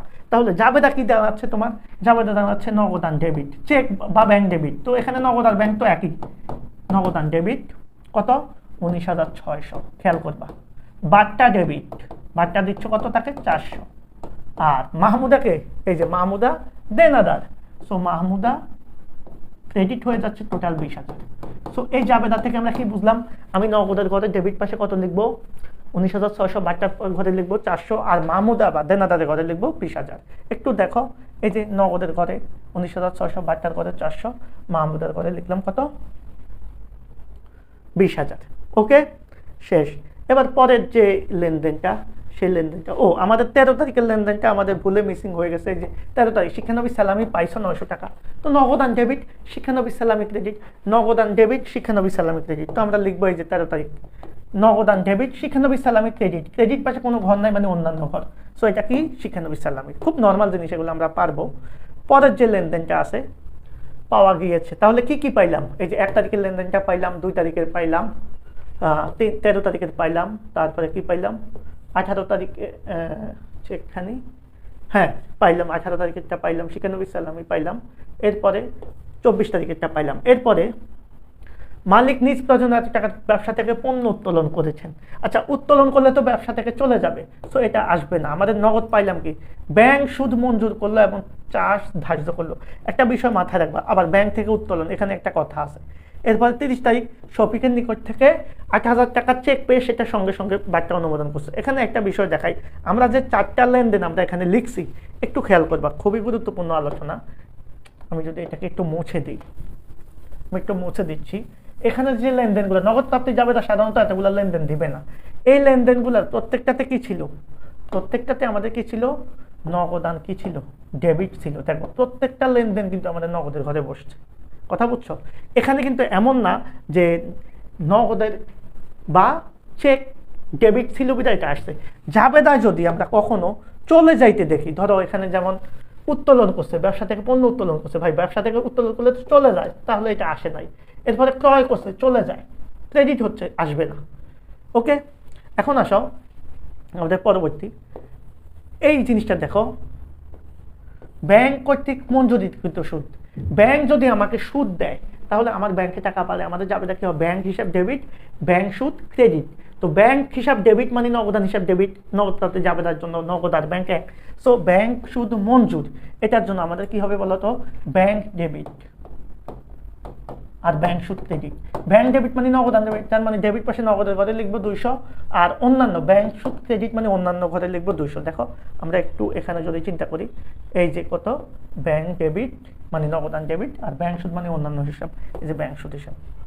এবার আমরা একটু দেখব, একটু খেয়াল করো, আমাদের এই লেনদেনটা নিয়ে একটু ঝামেলা আছে। এটা আসলে ওনারা যেভাবে করেছে, এই যে 29 তারিখ ব্যাংক হতে উত্তোলন। তো ব্যাংক হতে উত্তোলনের জাবেদা কি হয়, আমরা যদি নর্মালি চিন্তা করি, ব্যাংক হতে উত্তোলন মানে হচ্ছে অফিসের জন্য বা ব্যবসায়ের জন্য উত্তোলন, মালিকের জন্য না। তাহলে কি হবে, নগদান ডেবিট আর ব্যাংক ক্রেডিট। একটু চিন্তা করো তো, আমরা তো এই অঙ্কে নগদ আর ব্যাংকে একসাথেই দেখি, তাহলে নগদ একবার আসলো, ব্যাংক কমলো, এটাকে আমরা কন্ট্রান্টি বলি। নগদান বইতে যদি একই লেনদেনে জাবেদা করার পর নগদ আর ব্যাংক একসাথে থাকে, সেটাকে আমরা কন্ট্রান্টি বলি, বা পাল্টা দাখিলা, বা অনেকে বিপরীত দাখিলাও বলে। সো একবার নগদ বাড়তেছে 7,000, আবার নগদ কমতেছে, তাহলে এটা কি আমাদের এখানে আর দেখানোর দরকার আছে? দরকার নাই। কেন দেখানোর দরকার নেই ভাই, আমার একবার তো 7,000 টাকা এই যে এখানে প্লাস হচ্ছে, আবার 7,000 টাকা এখানে মাইনাস হয়ে যাচ্ছে। সো মাথায় রাখবা, কন্ট্রান্টিগুলা নগদ প্রাপ্তি এবং নগদ প্রদান জাবেদা আমরা আনবো না। কেন আনবো না? কারণ হচ্ছে একবার তো আমার নগদান ডেবিট হচ্ছে বা ব্যাংক ডেবিট হচ্ছে, আবার নগদান বা ব্যাংক ক্রেডিট হচ্ছে। সো এটা আমাদের আনার দরকার নাই। এখন আসো পরের যে প্রশ্নটা, লাস্টের যে প্রশ্নটা, এটা গুরুত্বপূর্ণ। অনেক বইতে এটা নিয়ে আসলো, এটা আমরা দিব না। রফিকের নিকট থেকে 8,000 টাকার একটা চেক পাইছো, একটু খেয়াল করো, 8,000 টাকার একটা চেক পাইছো। চেক পেয়ে সঙ্গে সঙ্গে তার শফিকের পক্ষে অনুমোদন করছো, মানে 8,000 টাকার চেক পেয়ে আরেকজনকে তুমি দিয়ে দিয়েছো। এখন এই জাতীয় লেনদেনটা আসলে নগদান বইতে আসে না, বাট এরা ওখানে আনছে। রফিকের কাছ থেকে যখন আমি চেক পাইছি, আমার একজন দেনাদার আমাকে চেক দিয়েছে, তখন আমার কি হয়েছে, ব্যাংক ডেবিট, ব্যাংক ডেবিট, আবার কি এই যে রফিক মানে দেনাদার ক্রেডিট, মানে রফিক ক্রেডিট, কত, 8,000। এবার সাথে সাথে যখন আমি আরেকজনকে দিয়ে দিয়েছি, তখন আমার কি হবে, আবার আমার পাওনাদারকে দিয়ে দিলে আমার পাওনাদার ডেবিট, আর আবার ব্যাংক কি হয়ে যাবে, ক্রেডিট হয়ে যাবে। মানে আমি একজনের কাছ থেকে চেক পেয়ে আরেকজনকে দিলাম, তাহলে সেটা নগদান বইয়ের সাধারণত ব্যাংক না লিখে আমি নগদে লিখলাম, কারণ সাথে সাথে দিয়ে দিয়েছে, যেখানে ব্যাংকের দরকার নেই। আবার একবার নগদান বইয়ে ডেবিট হচ্ছে, আবার ক্রেডিট হচ্ছে, মানে একবার নগদ আসতেছে আবার যাচ্ছে। সো এটাও আমাদের আনার দরকার নাই। এখন প্রশ্ন হচ্ছে, এরা নিয়ে আসছে, এরা জাস্ট প্রাপ্তিটা লিখছে, হ্যাঁ, কিন্তু এটা অ্যাকচুয়ালি এটা আসবে না। ওকে, এখন একটা বিষয় আমি বলি, এই যে আমরা একটা পণ্য বিক্রি করেছি এখানে, এই যে কত তারিখ, এই যে এই 18 তারিখ, সাব্বিরের নিকট পণ্য বিক্রি করে আমি এত টাকা চেক পাইছি, কিন্তু পণ্যের বিক্রিত পণ্যের দাম ছিল কত, 16,000। এই বিক্রিত পণ্যের দাম যে 16,000 ছিল, এটা হচ্ছে আমার টোটাল পণ্যটা প্রতিষ্ঠান থেকে চলে গেছে। তো যদি মজুত অবৈধ মজুত পদ্ধতি করি, তখন আমরা এই যে বিক্রিত পণ্যের ব্যয় ডেবিট, মজুত পণ্য ক্রেডিট, এটার জন্য এখানে 16,000 লিখবো। তবে এটা না লিখলেও চলবে, যদি এটা তুমি ওই পদ্ধতিতে না করো, এটা না লিখলেও চলবে। আর এই লেনদেনটা আমরা মূলত আনবো না, এই লেনদেনটা ওনারা আনছে, বাট আমি মনে রাখবো যে একজনের নিকট থেকে চেক পেয়ে আরেকজনকে দিলে সেটা আমরা অন্তত নগদ প্রাপ্তি বা প্রদানে আনবো না, কারণ একবার পাবো একবার দিব, সাথে সাথে এটা ব্যালেন্সে থাকে না, আর কন্ট্রাক্ট এগুলো আসবে না। ওকে, তাহলে এভাবে আমরা নগদ প্রাপ্তি বা প্রদান জাবেদাটা করবো। দেখো নগদ প্রাপ্তি জাবেদা, এরপরে এই সবগুলা নগদের ব্যালেন্সগুলো যোগ করবা, বাট্টার ব্যালেন্স যোগ করবা, এরপরে প্রত্যেকটা ব্যালেন্সিং করে দিবা, দেখবা মিলে যাবে, ডেবিট ক্রেডিট মিলে যাবে। এই হচ্ছে আমাদের নগদ প্রাপ্তি জাবেদা। এই জাবেদাটা একটু জটিল ছিল অন্যান্যগুলোর তুলনায়, সেজন্য আমি এটা নিয়ে এসেছি, কারণ আমি এমন প্রশ্নগুলো তোমাদেরকে সলভ করাবো যেগুলোতে তোমাদের প্রবলেম হয়। এরপরে গতে বলছে আমাদের 3 ঘোড়া নগদান বই। ভাই 3 ঘোড়া নগদান বই তো আমরা সবাই জানি কিভাবে করতে হয়। তো 3 ঘোড়া নগদান বইয়ের দিকে যদি আমরা একটু লক্ষ্য রাখি, আমরা দেখবো যে 3 ঘোড়া নগদান বইটা আসলে কিভাবে করতে হয়। তো আমরা সবাই জানি 3 ঘোড়া নগদান বইয়ে আমাদের কি থাকে, ডেবিট পাশে হচ্ছে 7টা ঘর, ক্রেডিট পাশে 7টা ঘর। তারিখ, বিবরণ, ভাউচার নং, খতিয়ান পৃষ্ঠা, বার্তা, নগদ, ব্যাংক। ঠিক একইভাবে ক্রেডিট পাশে হচ্ছে তারিখ, বিবরণ, এখানে রসিদ নং থাকবে, এখানে ভাউচার নং, খতিয়ান পৃষ্ঠা, বার্তা, নগদ, ব্যাংক। এখানে হচ্ছে একই রকম ভাবে আমরা করব। ওই যে নগদ প্রাপ্তি জাবেদাটা নিয়ে আমরা করি নগদ 3 ঘোড়া নগদান বইয়ের ডেবিট পাস, নগদ প্রদান জাবেদাটা নিয়ে করি আমরা 3 ঘোড়া নগদান বইয়ের ক্রেডিট পাস। তো আমরা যেহেতু নগদ প্রাপ্তি জাবেদা করে ফেলছি, আমরা কিন্তু জানি যে নগদ প্রাপ্তি জাবেদা ডেবিট পাশে কি কি আসছে। এই যে মনে আছে, মূলধনটা আসছে, বিক্রি করেছি যা যা শিখানবী সালামি পাইছি, তারপরে দেনাদার কাছ থেকে আদায় করেছি, বার্তা দিয়েছি, হ্যাঁ, এই জিনিসগুলো আমাদের নগদ প্রাপ্তি মানে ডেবিট পাশে আসবে। অর্থাৎ নগদান বই করার সিস্টেম হচ্ছে আমরা যা পাবো সেটা ডেবিট, যা দিব কি ক্রেডিট, বা আসলে ডেবিট চলে গেলে ক্রেডিট, তবে অবশ্যই নগদ বা চেক হতে হবে, অন্য কোনো লেনদেন এখানে আসবে না। সো 3 ঘোড়া নগদান বই আমরা শুরুতে কি করে লিখবো, শুরুতে যে 1 তারিখে নগদ এত টাকা নিয়ে ব্যবসা শুরু করছে, তো ব্যবসায় নগদ টাকা আসছে, ব্যাংক আসছে, এটা মূলধন হিসাবে আমরা 3 ঘোড়া নগদান বই কি করবো, এই যে নগদ এত ডেবিট পাশে লিখে ফেলবো। এরপরে আমাদের কি হচ্ছে, এখানে সব আসবে, আসা যাওয়া যা আছে। এত টাকার পণ্য বিক্রি করেছে, সরি ফর দ্যাট, এত টাকার পণ্য বিক্রি করেছে, কত টাকার, 30,000 টাকার 5% পণ্য বিক্রি করেছে বার্তায়। তো 30,000 টাকা বিক্রি করে আমরা পাইছি কত, 5% বাদ দিয়ে দিব 28,500। তো আমরা কি করেছি, নগদান ডেবিট, বিক্রয় ক্রেডিট। তার মানে আমরা এই জাবেদা যেহেতু নগদান ডেবিট, তাহলে এই যে ডেবিট পাশে নগদের ঘরে লিখবো, এখানে কিন্তু বার্তা থাকবে না, কারণ এটা কারবারি বার্তা, বিক্রয়। এরপরে আমরা শিক্ষানবী সালামি, এরপরে শিক্ষানবী সালামি পাইছি কত, 900 টাকা। তো শিক্ষানবী সালামি নগদান ডেবিট, শিক্ষানবী সালামি ক্রেডিট। এখানে বিবরণের বিপরীত দাখিলাটা লিখতে হয় খতিয়ানের মতো। এরপরে যদি আমরা একটু থিঙ্কিং করি, আমাদের কি আছে দেখো, 15 তারিখ 60,000 টাকা পণ্যের মূল্যে 10% বার্তায় রহিমের নিকট থেকে কিনছো, তাহলে 60,000 টাকার 10% কত, 6,000 টাকা বাদ দাও, তাহলে নগদে কিনছো কত টাকা, 54,000 টাকা। কারণ 60,000 থেকে আমরা কত 10% বার্তা বাদ দিয়ে দেবো। তো নগদে যদি ক্রয় করো, তাহলে টাকা আসবে না, যাবে, চলে যাবে কি হিসাবে, ক্রয় হিসাবে চলে যাও। তাহলে আমাদের 15 তারিখে যাও, 15 তারিখে কি হবে, এই যে ক্রেডিট পাশে চলে যাও, ক্রয় হিসাবে 54,000 টাকা নগদে চলে গেছে। বুঝতে পেরেছ? এরপরে আমাদের কত তারিখ, এরপরে 15 তারিখের পরে আমাদের আছে 18 তারিখ। সাব্বিরের কাছ থেকে পণ্য বিক্রি করে আমরা 14,500 টাকা পাইছি। তো 24,500 টাকা কি পাইছি, চেক পাইছি। তাহলে চেক পেলে আমাদের কোথায় বসবে, ব্যাংকের কলামে, যে চেক পাইছি 14,500 বিক্রি করেছি। ওকে, শেষ। এরপরে দেখো আমাদের পরের লেনদেনটা কি আছে, 18 তারিখ তো গেল। এরপরে আছে আমাদের মাহমুদার নিকট থেকে 20,000 টাকার পাওনার এত টাকা চেক পাওয়া গেছে, এটাও ব্যাংকের ঘরে বসবে। মানে চেক সংক্রান্ত লেনদেনগুলো ব্যাংকের ঘরে বসবে, আরগুলা নগদের ঘরে বসবে। তো পাইছি কত, আমি 19,600 পাইছি, আমরা কিন্তু একটু আগে হিসাব করেছি, আর 400 টাকা তাকে ছাড় দিয়েছি। তো পাইছি যেহেতু ডেবিট পাশে বসবে, সো পাইছো 19,600 ডেবিটে 400 টাকা ছাড় দিয়েছো কাকে, মাহমুদাকে, দেনদারকে। শেষ। এরপরে দেখো পরের লেনদেনটা, তোমরাই পারবা, এগুলা খুব সিম্পল। মালিক তার নিজস্ব প্রয়োজনে এত টাকার পণ্য ব্যবসা থেকে উত্তোলন করেছেন। আচ্ছা, ব্যবসা থেকে যদি পণ্য উত্তোলন করে, তাহলে আমাদের জাবেদা কি হবে, নগদ টাকা না কিন্তু পণ্য। তাহলে ব্যবসা থেকে পণ্য উত্তোলন করলে আমাদের কি হয়, মালিক উত্তোলন করেছে, তাহলে উত্তোলন ডেবিট, আর কি ক্রয় ক্রেডিট। আচ্ছা বলো তো, ব্যবসা থেকে নগদ টাকা গেছে এই লেনদেনের কারণে, যায় নাই। নগদ টাকা আসছে, আসেও নাই। চেক গেছে, তাও যায় নাই। চেক আসছে, আসে নাই। মানে এই লেনদেনের জাবেদা করার পর 25 তারিখ, খেয়াল করবা, আমরা কোনো পাশেই নগদও পাই নাই, ব্যাংকও পাই নাই। আমি বলছি যে লেনদেনের জাবেদা করার পর নগদ ডেবিট বা ব্যাংক ডেবিট হবে, সেটা নগদান বই ডেবিট পাশে বসবে। যে লেনদেনের জাবেদা করার পর নগদান ক্রেডিট বা ব্যাংক ক্রেডিট হবে, সেটা নগদান বই ক্রেডিট পাশে বসবে। কিন্তু যে লেনদেনের জাবেদা করার পর ভাই নগদ ডেবিট এবং ক্রেডিট কোনো পাশেই নগদ বা ব্যাংক কিছুই থাকবে না, সেটা নগদান বইতে আসবে না। সো এই লেনদেনের কারণে আমার উত্তোলন এবং ক্রয়, এখানে নগদ ব্যাংক কিছু নেই, সো এটা আসবে না। আবার আরেকটা কাহিনী আছে, যে লেনদেনে জাবেদা করলে এক পাশে নগদ আরেক পাশে ব্যাংক, বা এক পাশে ব্যাংক আরেক পাশে নগদ, সেটা নগদান বই উভয় পাশেই যাবে। ওকে, সো এই লেনদেনটা 25 তারিখের লেনদেনটা দেখো, আমরা 25 তারিখের লেনদেনটা কিন্তু এখানে পাবো না, কোনো জায়গায় পাবো না, বুঝতে পেরেছ? এরপরে আসো পরের যে লেনদেনটা খুবই মজার নগদান বইটা। 27 তারিখ কি বলছে? ব্যাংক সুদ মঞ্জুর করছে। ভাই ব্যাংক যদি সুদ দেয়, আমার ব্যাংকে টাকা বাড়ে, তাহলে ব্যাংক ডেবিট, তার মানে ডেবিট পাশে ব্যাংকের ঘরে কত বসবে? 200 টাকা। আমি একটু দেখাই, এই যে ব্যাংকে ডেবিট পাশে ব্যাংকের ঘরে বসবে ব্যাংক সুদ নামে। আবার দেখো একই লেনদেনের কারণে আমার কি হচ্ছে? ব্যাংক আবার চার্জ কাটতেছে, টাকা কেটে নিচ্ছে। তাহলে এখানে যাবে না কি হবে? ব্যাংক ক্রেডিট, এখানে ব্যাংকের টাকা কমে যাচ্ছে, আর bank charge debit. Bank credit মানে ক্রেডিট পাশে ব্যাংকের ঘরে বসবে কত? 100 টাকা। আসো, ক্রেডিট পাশে ব্যাংকের ঘরে 100 টাকা বসছে ব্যাংক চার্জ নামে। কত মজার অঙ্ক। ওকে, এরপরে আমরা পরের যে লেনদেনটা যাব, সেই লেনদেনটা হচ্ছে 27 তারিখ থেকে যাওয়ার পরে আসে 29 তারিখ। ব্যাংক হতে উত্তোলন। ভাইয়া জাবেদা করো, ব্যাংক থেকে উঠাইছো, এটা তোমার মালিক উঠায় নাই। ব্যাংক হতে উত্তোলন বলা মানে ব্যবসার জন্য উত্তোলন। তাহলে ব্যবসার জন্য উত্তোলন, অফিসের জন্য উত্তোলন, বা কারবারের জন্য উত্তোলন, বা শুধু ব্যাংক হতে উত্তোলন বললে আমরা কি বুঝবো?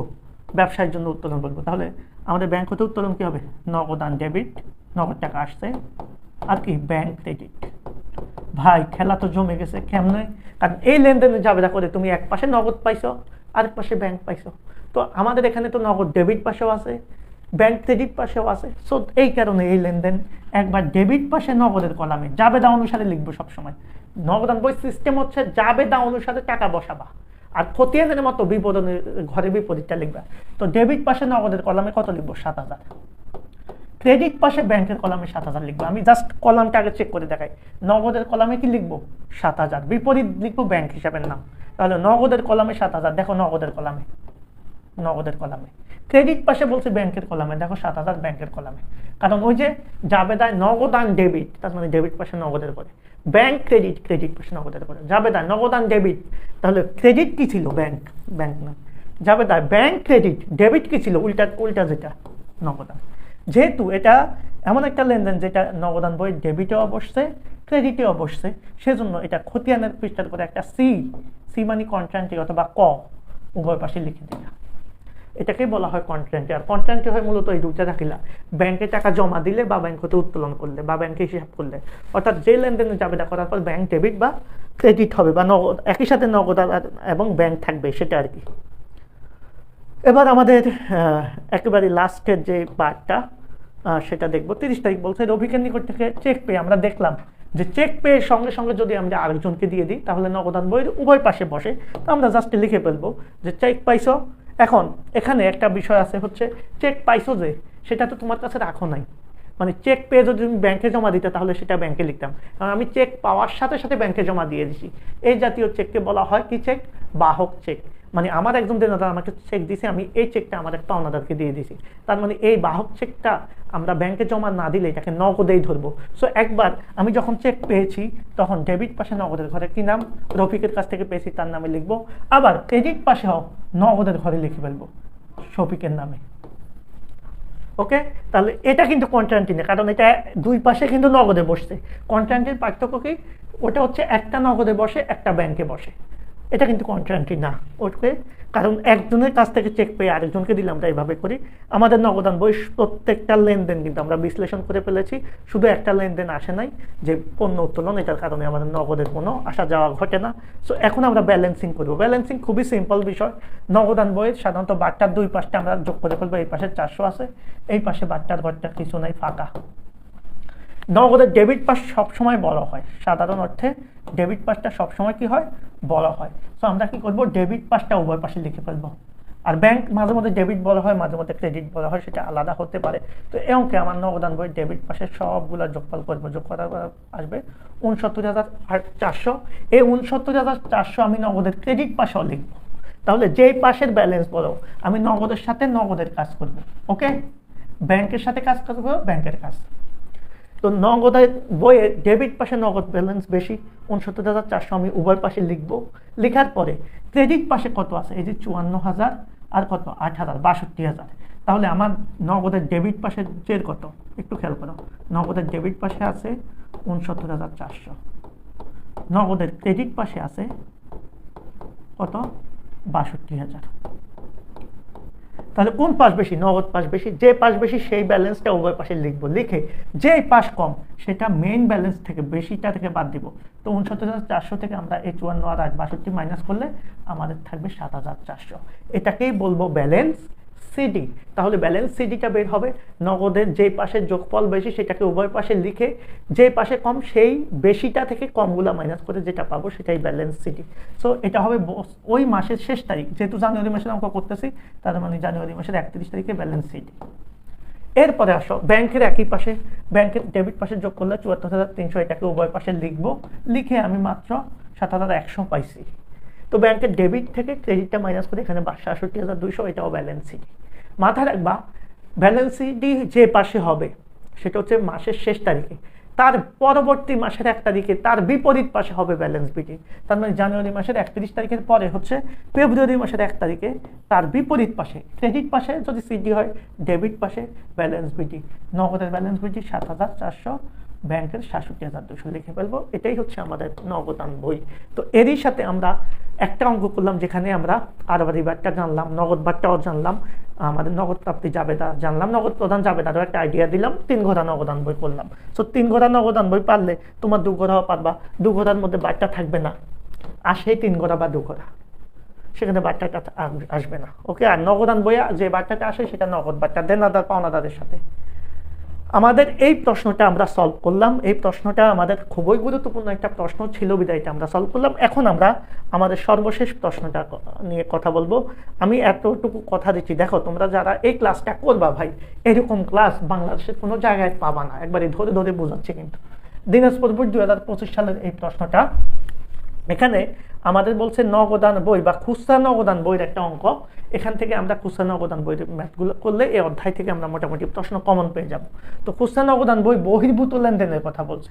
ভাই আমরা একটা কথা শুরুতে বলি, খুচরা নগদান বই হচ্ছে সেই বই যে বইতে শুধুমাত্র আমাদের একটা ব্যবসা প্রতিষ্ঠানের ২টা ক্যাশিয়ার থাকে, একটা হচ্ছে প্রধান ক্যাশিয়ার আর একটা হচ্ছে খুচরা ক্যাশিয়ার। প্রধান ক্যাশিয়ার সারা মাসে খুচরা খরচের জন্য খুচরা ক্যাশিয়ারকে যে টাকাটা দেয় সেটাকে আমরা খুচরা নগদ বলি বা নগদ তহবিল বলি, খুচরা নগদ তহবিল। প্রধান ক্যাশিয়ারের কাছ থেকে প্রাপ্ত টাকাটা খুচরা ক্যাশিয়ার সারা মাসে খরচ করে থাকে। তো এখানে বলছে খুচরা নগদান বইতে শুধুমাত্র টুকিটাকি খরচগুলো আসবে বহির্ভূত লেনদেন। তাহলে এখানে আমরা যদি পুরাটা দেখি, আমরা এই যে একটু যদি চিন্তা করি, ১০ তারিখ বিজ্ঞাপনের উদ্দেশ্যে পণ্য বিতরণ, এটা আমাদের বিজ্ঞাপন ডেবিট ক্রয় ক্রেডিট, এটা নগদান বইতে আসবে না।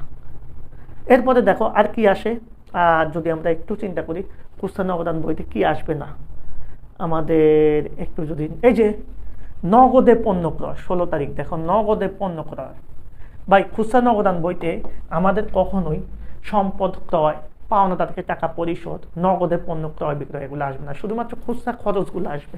সো এই দুইটার লেনদেন আমাদের খুচরা নগদান বইতে কখনোই আসবে না। তাহলে আমরা যদি একটু থিঙ্কিং করি, আমরা যদি একটু চিন্তা ভাবনা করি যে আমাদের খুচরা নগদান বইতে কোন কোন জিনিসটা আসে না, তাহলে এখানে আমরা একটু দেখলাম যে আমাদের বিজ্ঞাপনের উদ্দেশ্যে পণ্য বিতরণ আর নগদে পণ্য ক্রয়, এই দুইটার লেনদেন আমাদের আসবে না। তাহলে ক নাম্বার প্রশ্ন ছিল খুচরা নগদান বই বহির্ভূত লেনদেন, মানে যে লেনদেনগুলো খুচরা নগদান বইতে আসবে না সেগুলার পরিমাণ জানতে চাইছি, আমরা করলাম।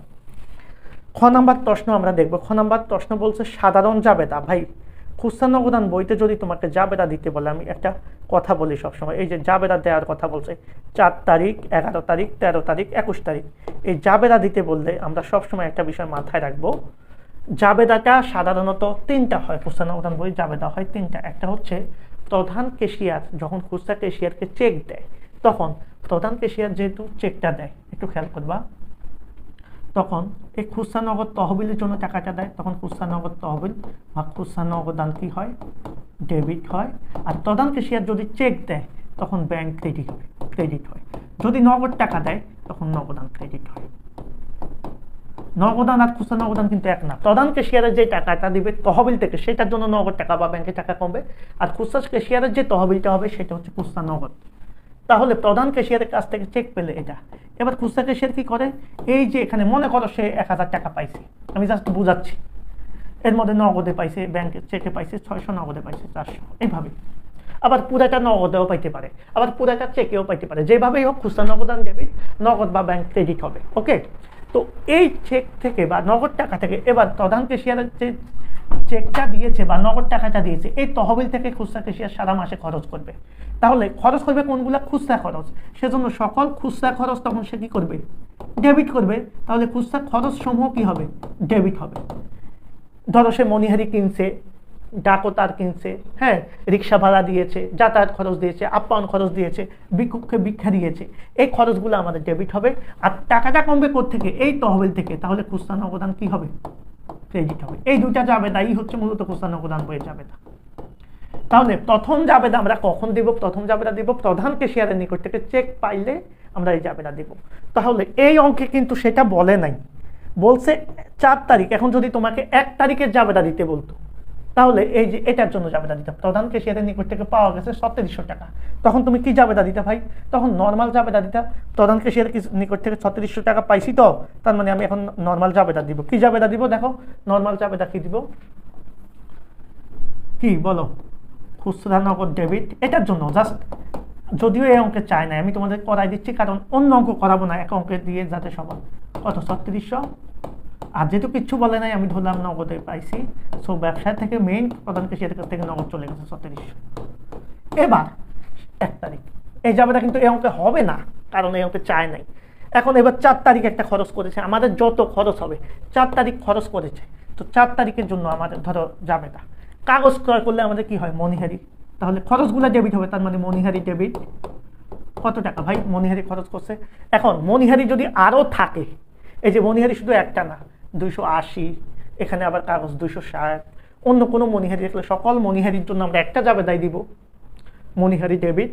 আর টাকা থেকে? খুচরা নগদ থেকে, খুচরা নগদ ক্রেডিট। কত? এখানে 280, এখানে 260, তাহলে কত হচ্ছে? 400, 540।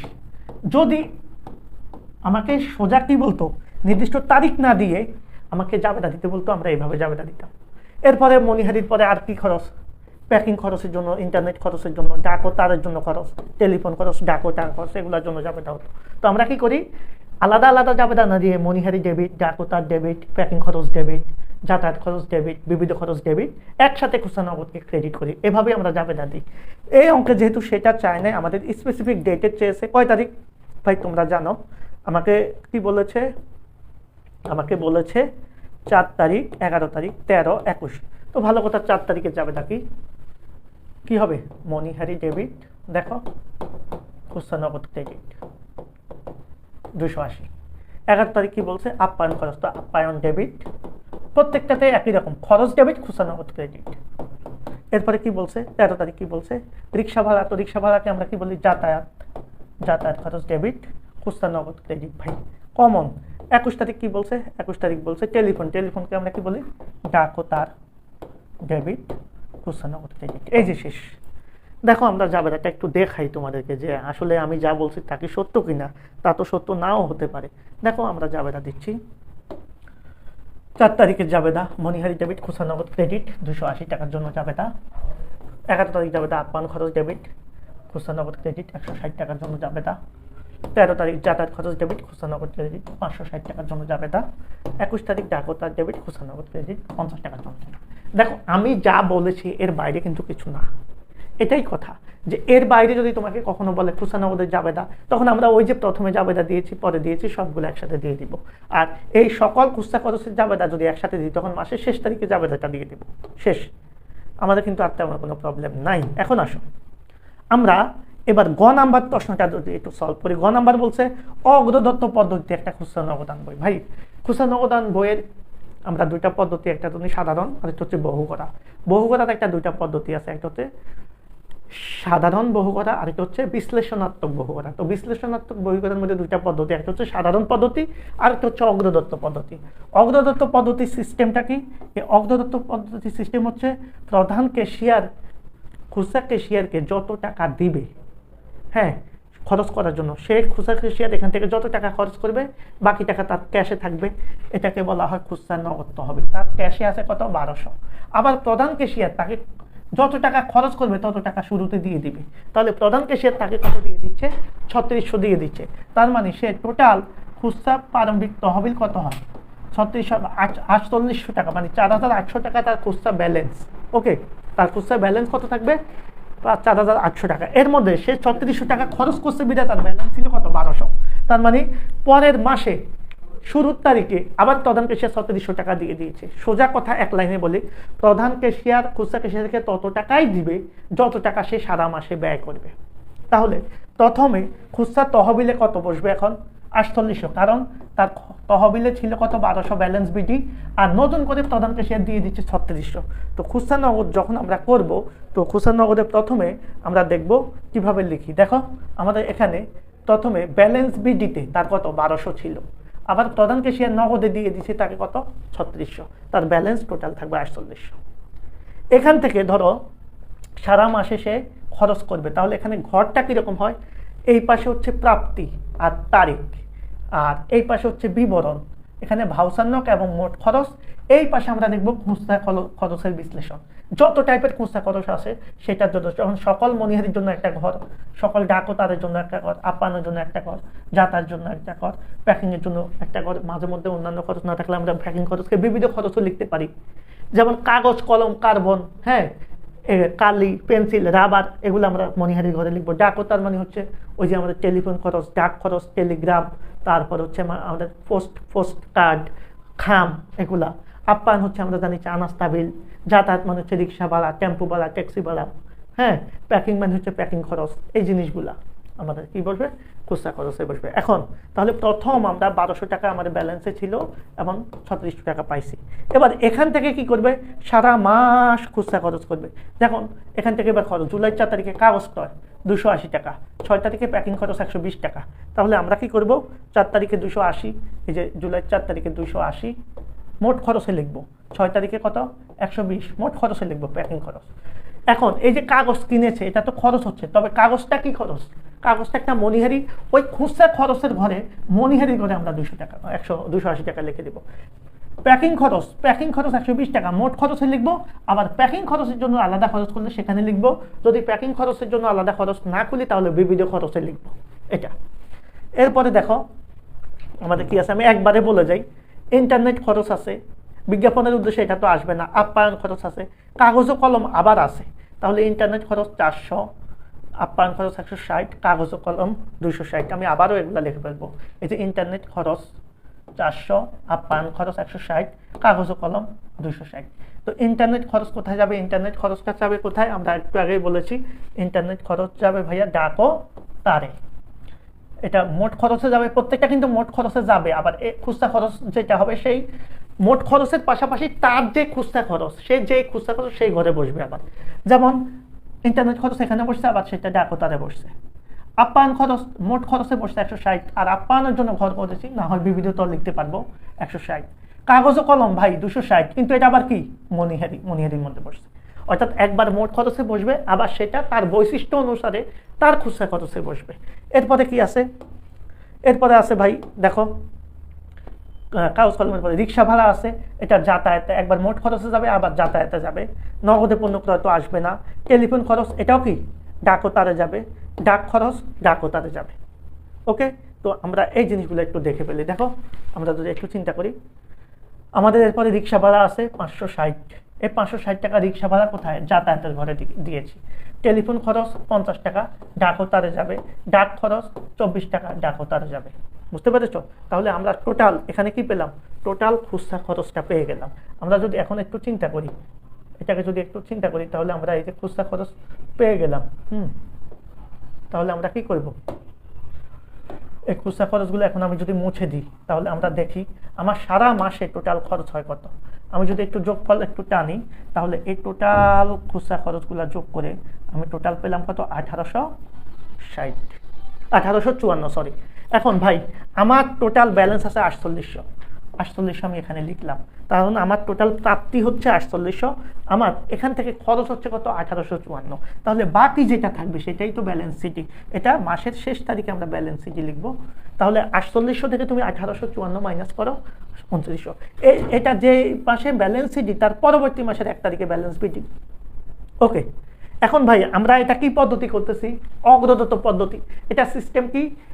চলতি মাসে যত খরচ হবে পরের মাসের শুরুতে প্রধান ক্যাশিয়ার আবার তাকে তত টাকা দিয়ে দেবে। তো এই মাসে টোটাল খরচ হয়েছে কত? 1854। যার কারণে আমার হাতে এত টাকা ছিল। তার মানে প্রধান ক্যাশিয়ার পরের মাসের 1 তারিখে আবার নগদ টাকায় এই 1854 টাকা দিয়ে দিবে, কারণ 1854 টাকা দিলেই তার ব্যালেন্স আবার 4800 টাকা হয়ে যাবে। এভাবেই ক্রমান্বয়ে চলতে থাকবে। যেহেতু অগ্রদত্ত পদ্ধতিতে মাথা থাকবে, যত টাকা খরচ হবে তত টাকা পরবর্তী মাসের 1 তারিখে আবার পেয়ে যাবা। তার মানে তোমাকে যদি শুরুতে তহবিল দেয় 1500, তুমি ধরো 900 খরচ করছো, তাহলে ব্যালেন্স বিধি থাকবে তোমার হাতে 600, পরের মাসে আবার উনি তোমাকে 900 দিয়ে দিবে, আবার তোমার 1500 হয়ে যাবে। সিস্টেম হচ্ছে এটা। তাহলে এই পদ্ধতিটাই অগ্রদত্ত পদ্ধতি। এখন আসো আবার খুচরা খরচগুলো আমরা কি করব, যোগ করে ফেলবো। প্রত্যেকটা 540 হয়, এখানে 474 হয়, এদিকে টান থাকবে একটা, এখানে 160 হয়, এখানে 560 হয়, এখানে 120 হয়। আর নিচে কি লিখবো, খতিয়ান পৃষ্ঠা, খতিয়ান পৃষ্ঠা, খতিয়ান পৃষ্ঠা। কারণ খুচরা নগদানের জন্য আমাদের আলাদা অনেক সময় খতিয়ান করতে বলে। তো খতিয়ান তো খুব নর্মাল জিনিস। কিভাবে করব ভাই, এটা যদি আমি পারি, আমার খতিয়ান তো 1 সেকেন্ডের বিষয়, আমার 1 সেকেন্ডের বিষয় খতিয়ান।